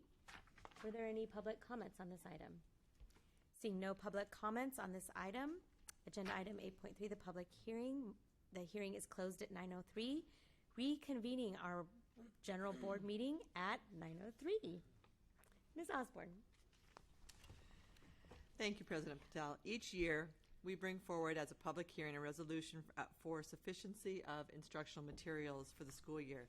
Instructional materials include standards-aligned textbooks for our 4 core courses of mathematics, English, science, history, social science, as well as foreign languages and health. It also includes teacher-developed materials such as units of study aligned to standards and open educational resources. We ensure each student has access both at home and at school as needed to support their learning. As a reminder, our most recent adoptions have been 6th, 7th grade science materials as well as world language materials for specific sites. In addition, last year's textbook adoption process has resulted in our first recommendation for utilizing open educational resources for 8th grade science, biology, chemistry, and physics. This year, we will begin the adoption process for calculus, BC, and pre-calculus. Thank you. Motion to approve. Second. Motion by Mr. Zane, second by Ms. Beatty. Are there any discussion or comments? I'll hear a preferential vote from Ms. Akins. Aye. Rest of the board, all those in favor? Aye. Any opposed? Motion carries 6-0. Agenda item 8.4. This is a first reading, proposed adoption of high school and middle school science textbooks. Ms. Osborne. Thank you. We are excited about bringing forward for a first reading Flexbooks as the recommended textbook for 8th grade integrated science, biology, and physics. These materials have been reviewed and curated by representative teachers utilizing free online resources through the CK-12 Foundation. Teachers had the opportunity to review available materials and recommended the CK-12 materials for adoptions. Teachers are able to provide relevant standards-aligned learning opportunities using the new Flexbook, and students are able to interact with the content using Chromebooks and expand their access to science phenomena as they learn. Open educational resources allow our teachers the opportunity to integrate updates as needed and have resulted in a substantial cost savings for the district. I want to acknowledge Dave McMartin, our science TOSA, Beth Persick, our Director of Curriculum Instruction, for their leadership in this adoption. I also want to thank and recognize our teachers for their courage and openness to the new ways of providing student learning through open educational resources. This is a first reading. Thank you very much. Are there any questions at this time? I just have a comment. As an integrated science and physical science teacher, this is so cool. I wish they had this 20 years ago. So it saves money and it's cool. So thank you. I'm excited to see it. All right. Thank you. We'll move on to agenda item 8.5, which is a proposed adoption of new high school courses. This is a first reading. Ms. Osborne. Thank you, Dr. Patel. Through the process of aligning instruction and curriculum to the next generation science standards for California, we've recognized the need to update our course descriptions. Poway Unified has collaborated with our science teachers around the implementation of next generation science standards and have selected the 3-course model for high school science. This model utilizes the integration of earth and space standards into biology, chemistry, and physics. This is reflected in the 2 new titles brought forward tonight for biology and physics, and chemistry will be brought forward at a later date. This is a first reading. Are there any questions at this time? Very much. We're now on agenda 9.0, agenda item 9.0, student support services. 9.1 is approval of resolution number 07-2020 entitled Dyslexia Awareness Month, October 2019. Mr. Mizell. Thank you, Dr. Patel. Tonight, the board is asked to consider resolution number 07-2020 proclaiming October 2019 as Dyslexia Awareness Month. The California State Parent-Teacher Association and the California State Senate have both adopted similar resolutions. In demonstration of our continuing commitment to create the culture and conditions to empower and support world-class learners, as well as our commitment to researching and exploring the best instructional practices available to ensure the academic success of students facing the challenges of dyslexia, and in response to the families in our district whose children have been adversely impacted by this condition, it's my recommendation that we designate October 2019 as Dyslexia Awareness Month. Thank you very much. Move to approve. Second. Motion by Ms. Beatty, second by Mr. Zane. And we do have a preferential vote. Ms. Akins? Aye. Rest of the board, all those in favor? Aye. Motion carries 6-0. The next item is also an action item, resolution. Approval of resolution number 04-2020 entitled Character Counts and Red Ribbon Week for Alcohol, Tobacco, and Other Drug Prevention. Mr. Mizell. Thank you, Dr. Patel. Resolution number 04-2020 proclaims October 21st through the 25th, 2019 as Character Counts and Red Ribbon Week for Alcohol, Tobacco, and Other Drugs Prevention. The themes for this year are Send a Message, Stay Healthy for our district's elementary schools, and Send a Message, Stay Drug-Free for our district's middle and high schools. These themes are a call to action to speak out in support of healthy choices and also serve as a reminder that by staying drug-free, our students are sending a message to themselves and others about how much they value themselves, their overall health, their community, and their future. It is my recommendation that we designate October 21 to 25, 2019 as Character Counts and Red Ribbon Week for Alcohol, Tobacco, and Other Drugs Prevention Week. Thank you very much. Motion to approve. Second. Motion by Mr. Zane, second by Ms. Beatty. Ms. Akins, your preferential vote? A strong aye. Wonderful. Rest of the board, all those in favor? Aye. Any opposed? Motion carries 6-0. Let's move on to agenda item 9.3. Approval of resolution number 14-2020 entitled National Suicide Prevention Awareness Month, September 2019. Mr. Mizell. Thank you, Dr. Patel. Resolution number 142020 proclaims September 2019 as National Suicide Prevention Awareness Month. Every year, mental health advocates, prevention organizations, survivors, allies, and community members unite to raise awareness of suicide prevention during the month of September. As we heard from a couple of our student board representatives earlier tonight, this month, staff and students are engaged in activities that will help to increase their understanding about suicide risk factors and warning signs, how to start a conversation with a person going through a mental health crisis, how to provide support, and how to direct help to those who need it. It is my recommendation that we designate September 2019 as National Suicide Prevention Awareness Month. Thank you very much. Is there a motion from the board? Move to approve. Second. Motion by Ms. Beatty, second by Mr. Zane. Ms. Akins, with your preferential vote? Aye. Rest of the board, all those in favor? Aye. Motion carries 6-0. Thank you very much. There's nothing from Technology and Innovation tonight.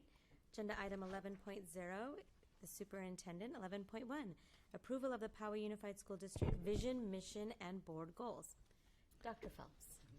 Thank you, Dr. Patel. On to Thursday, August 22nd, 2019, the Board of Trustees and Cabinet participated in a board workshop to update PUSD's vision and mission statements, as well as the 2019 board goals.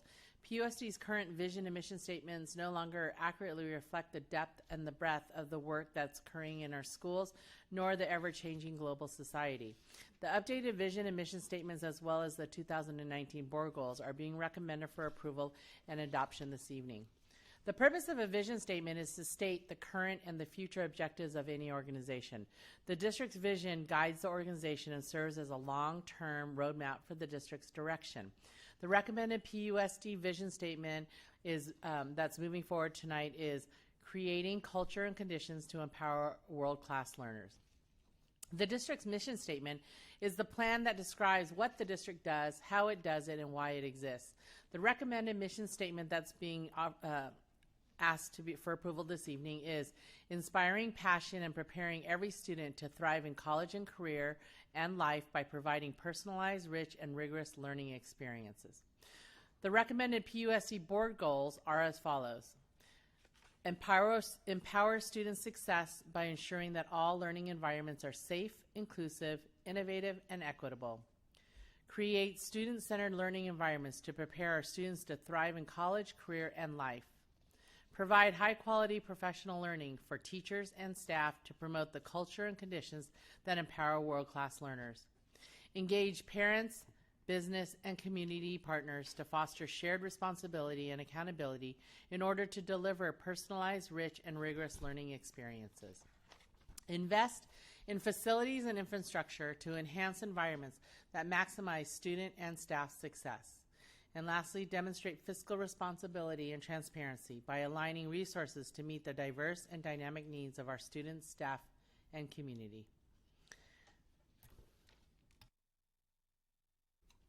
Thank you very much.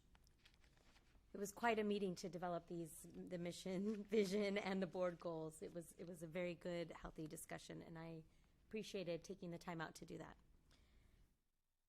Is there a motion? I'll make a motion to approve with just a note of gratitude to Dr. Patel as well for making this one of your priorities during your tenure as board president. So thank you. Can I make a comment in the middle there? Absolutely.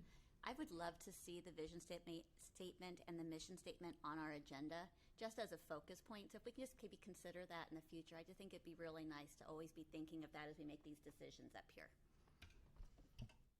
Since this was pretty much my favorite board meeting of the year, I would like to second the motion. On a motion by Mr. Zane, second by Ms. O'Connor-Ratcliffe, do we have a preferential vote? Aye. Thank you. Rest of the board, all those in favor? Aye. Any opposed? Motion carries 5-6-0. Thank you very much. Item 11.2, approval of the Poway Unified School District Governance Handbook. Dr. Phelps. During the August 22nd board workshop, the Board of Trustees also updated our governance handbook to include the new vision, mission, and board goals. And we updated the names and the dates and different things like that. There was no substantive change to the actual handbook, and that is being presented tonight for approval. Thank you very much. Are there any Motion to questions? approve. Excellent. Is there a second? Sure. Second. Motion by Ms. O'Connor-Ratcliffe, second by Mr. Zane with a preferential vote. Aye. Rest of the board, all those in favor? Aye. Any opposed? Motion carries 6-0. We are now at agenda item 12.0 with board member reports. We'll start with, I'm going to start with Ms. Aiken, student board member at the end. Thank you. Thank you. Good evening, everyone. I hope you were all able to cherish your families as well as honor the felicities you may have being able to live in a country as great as ours following the 18th anniversary of 9/11. Since the last time the board gathered here, I've been busy going through my own last times. My first last day, my last welcome back assembly, my last club rush, and this Saturday will be my last homecoming dance of high school. I'll admit I definitely won't miss the endless hours committed to planning 2 assemblies, football halftime show with dance, and a homecoming agenda in the future, but it is bittersweet realizing that my high school days are dwindling down day by day. I'm immensely proud of my former teacher, Mrs. Montgomery, being recognized for her incredible teaching skills as well as all of her recent accolades, and I support her prestigious recognition wholeheartedly. The Bronco ambassadors of RBHS have already been preparing for our first elementary school and middle school visits, and so are the ambassadors at Poway, Del Norte, Westview, and Mount Carmel. I was able to witness every high school's ambassador skit presentations, and it's safe to say the younger generations of PUSD students will be thoroughly entertained. Entering my senior year means I am now president of RB's Black Student Union this year, and I have big plans for the club that include making sure other high schools have numerous unions for the many cultures and having these unions reach out to elementary and middle school campuses so every child at every age within the district feels self-assured and included. Seniors throughout the district are currently knee-deep in applying for colleges now, with applications due in November and then again in January. So please try to support these seniors as we all go through very stressful times.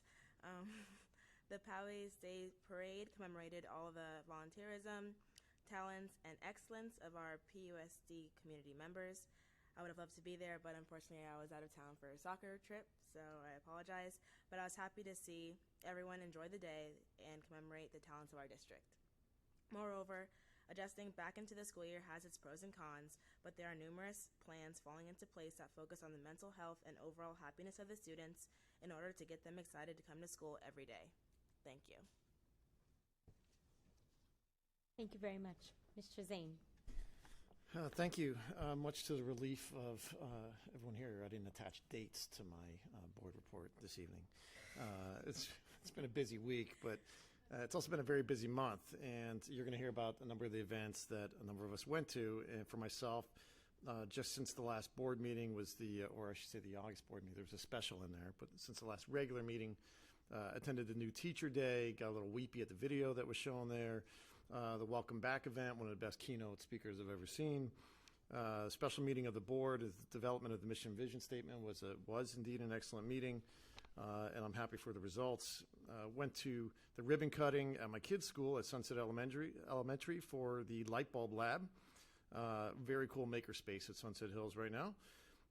And then the same morning rolled over to Rolling Hills and attended, or actually it was the other way around. We were at Rolling Hills first, then Sunset Hills, to celebrate their 40th anniversary at Rolling Hills. And then most recently had the pleasure of attending the Salute to Teachers event in downtown San Diego, where we saw some of our very own get recognized. And then lastly, in closing, I just he's not up to see it, but my little buddy is his 8th birthday today, and so he went to bed before I got to give him a kiss goodnight. He was actually he was homesick today, so no $88 for my son today. He was homesick on his 8th birthday, but we made it up for him. We got lots of presents and stuff, so it's all good. So, thank you. Thank you. Ms. Beatty? I spoke at length earlier, so I pass. Thank you. Ms. Couvret? Well, I just wanted to say the beginning of school is kind of like New Year's for me, and the excitement and the fresh beginning. So it's really been a fun month. Like the other board members, we did all sorts of fun events. Just a couple I wanted to mention is my daughter and I probably spent about 10 to 12 hours at Poway High School's registration stuff, and it was so cool to see all the different kids come in and get their books and all that. So that was super fun.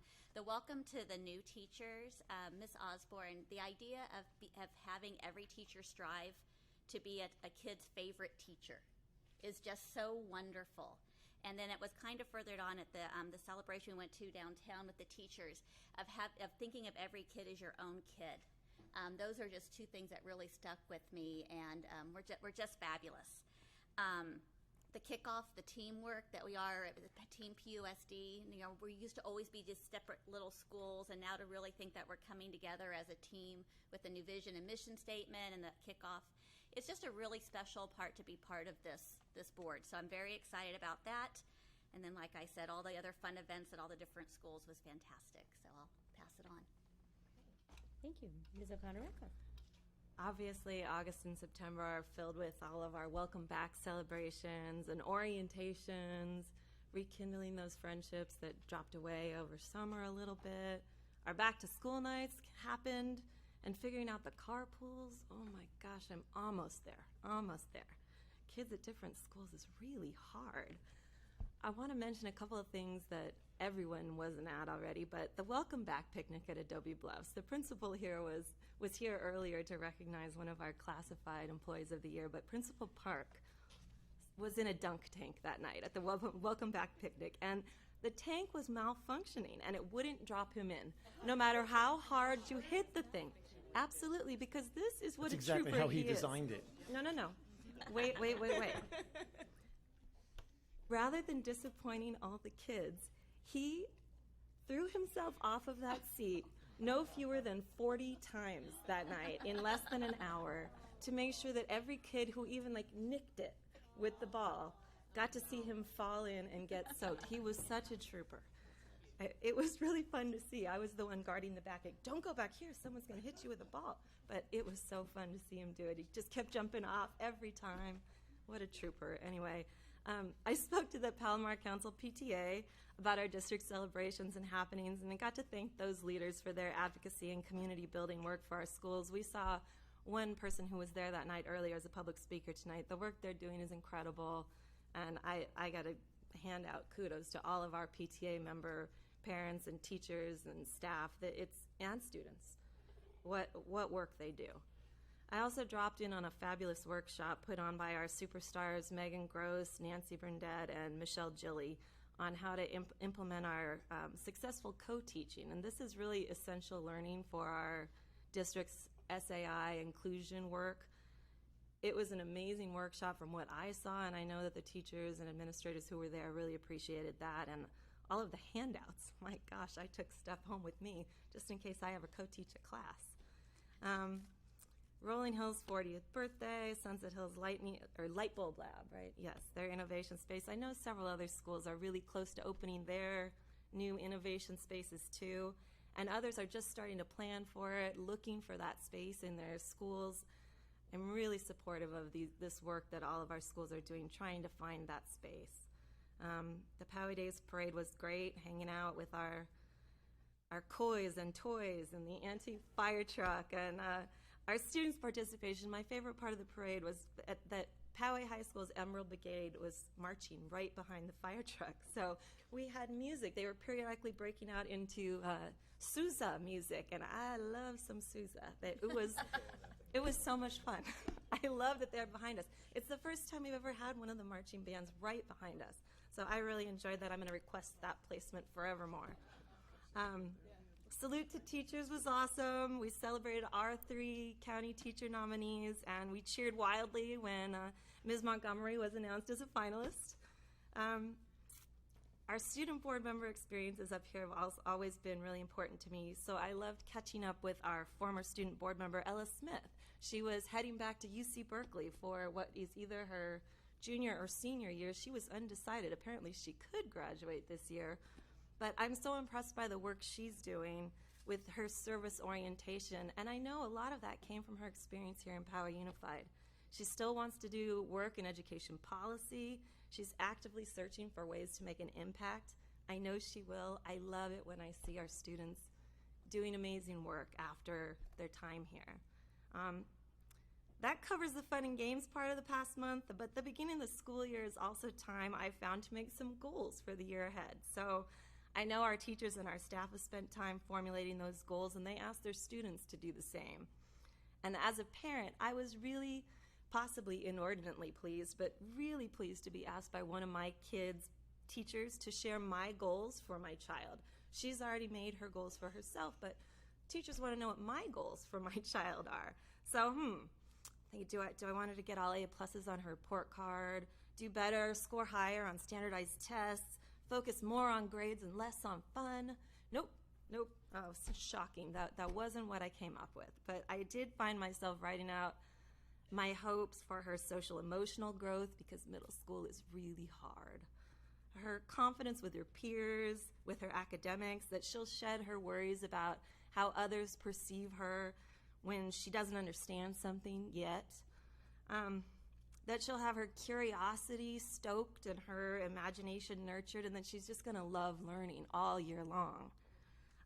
I was pretty proud of those goals when I came up with them, and then I started kicking myself immediately for not thinking to do it on my own without one of her teachers prompting me to get that done. So I determined to write out goals for my other child, goals that were not already included in his IEP. Both sets of goals that I made for my children are on the fridge at home now, and the big frame for the whole thing is growth. They're there for my kids to see what I think is important for them this year, and to make sure that they're not seeing that you get 100% on everything that, every test you take, every assignment you complete. Not that I want you to, do better on our SBACs, score higher on MAPs.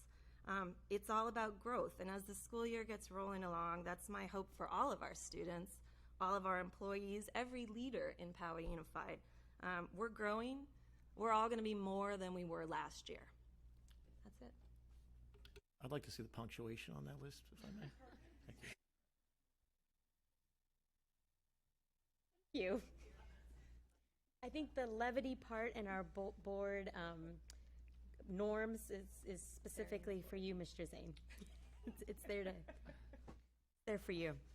Good evening, everyone. There are so many opportunities to be engaged with our school communities over the past several weeks, and many of the events, like my colleagues have mentioned, like the PUSD Welcome Back event, Poway Days Parade, Cox Salute to Teachers, Rolling Hills 40th birthday, ribbon cutting for Sunset Hills Light Bulb Lab, were attended by several other board members, 3 or 4 at least at every single occasion.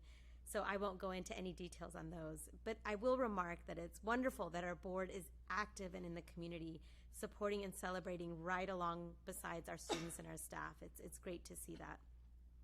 And also, now that my own 3 daughters are at 3 different schools, I have the pleasure of attending 3 back-to-school nights, 3 sets of registrations, but also look forward to the expanded opportunity to highlight school events throughout the year because I'll have more interactions with many different schools, especially since my high school daughter will be a student athlete. I'm excited. I'm looking forward to that.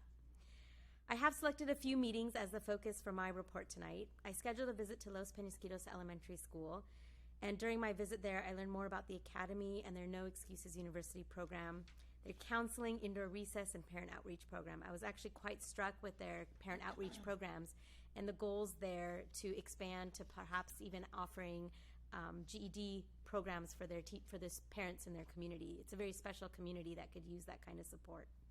Earlier in the week, I attended the monthly meeting of the San Diego CSBA, California School Boards Association Delegate Assembly.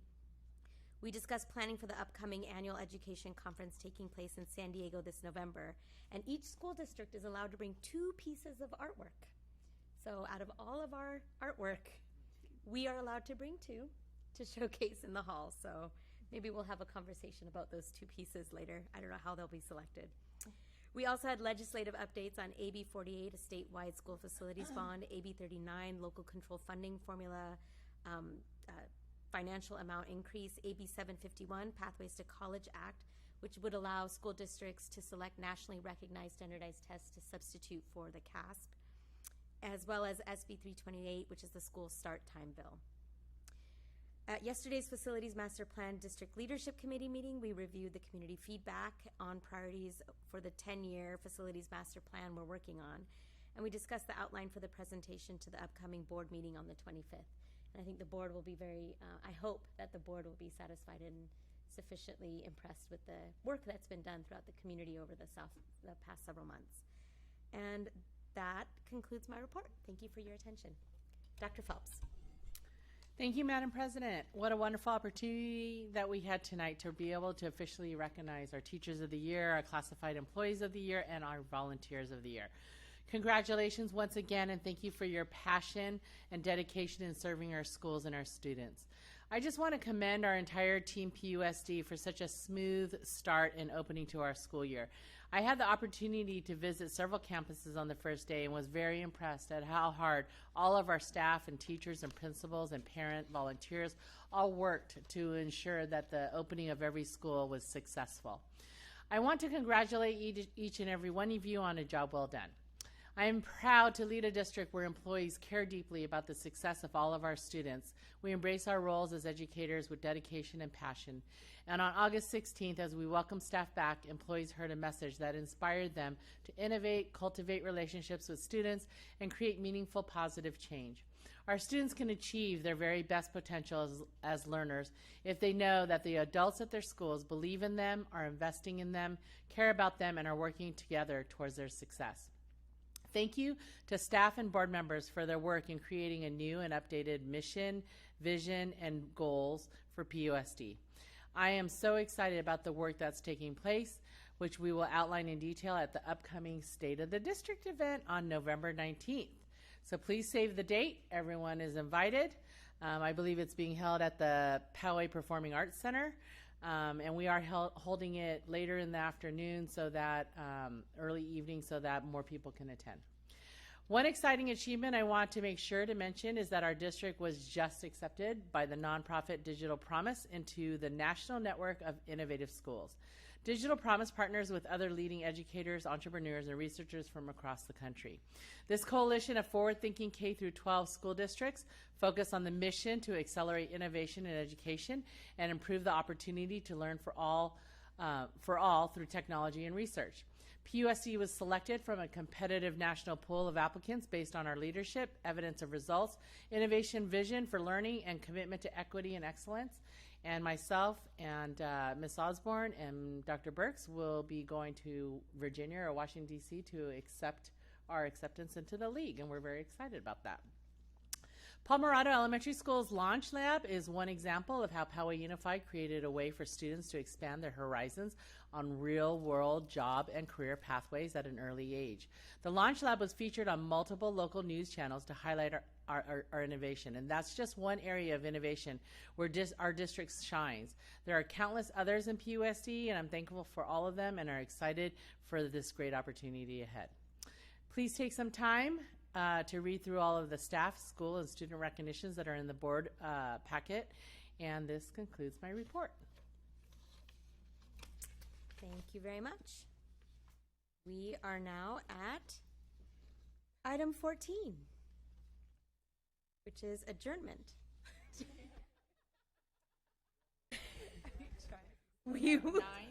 At 9. Discussion. I'm just looking at Greg down there. We are adjourned at 9:41. The next meeting. What time? 9:34. You said 41. You said 41. Oh. Our next regularly scheduled board meeting will be held on October 10th at 2019 at 6 p.m. Thank you very much. Good evening.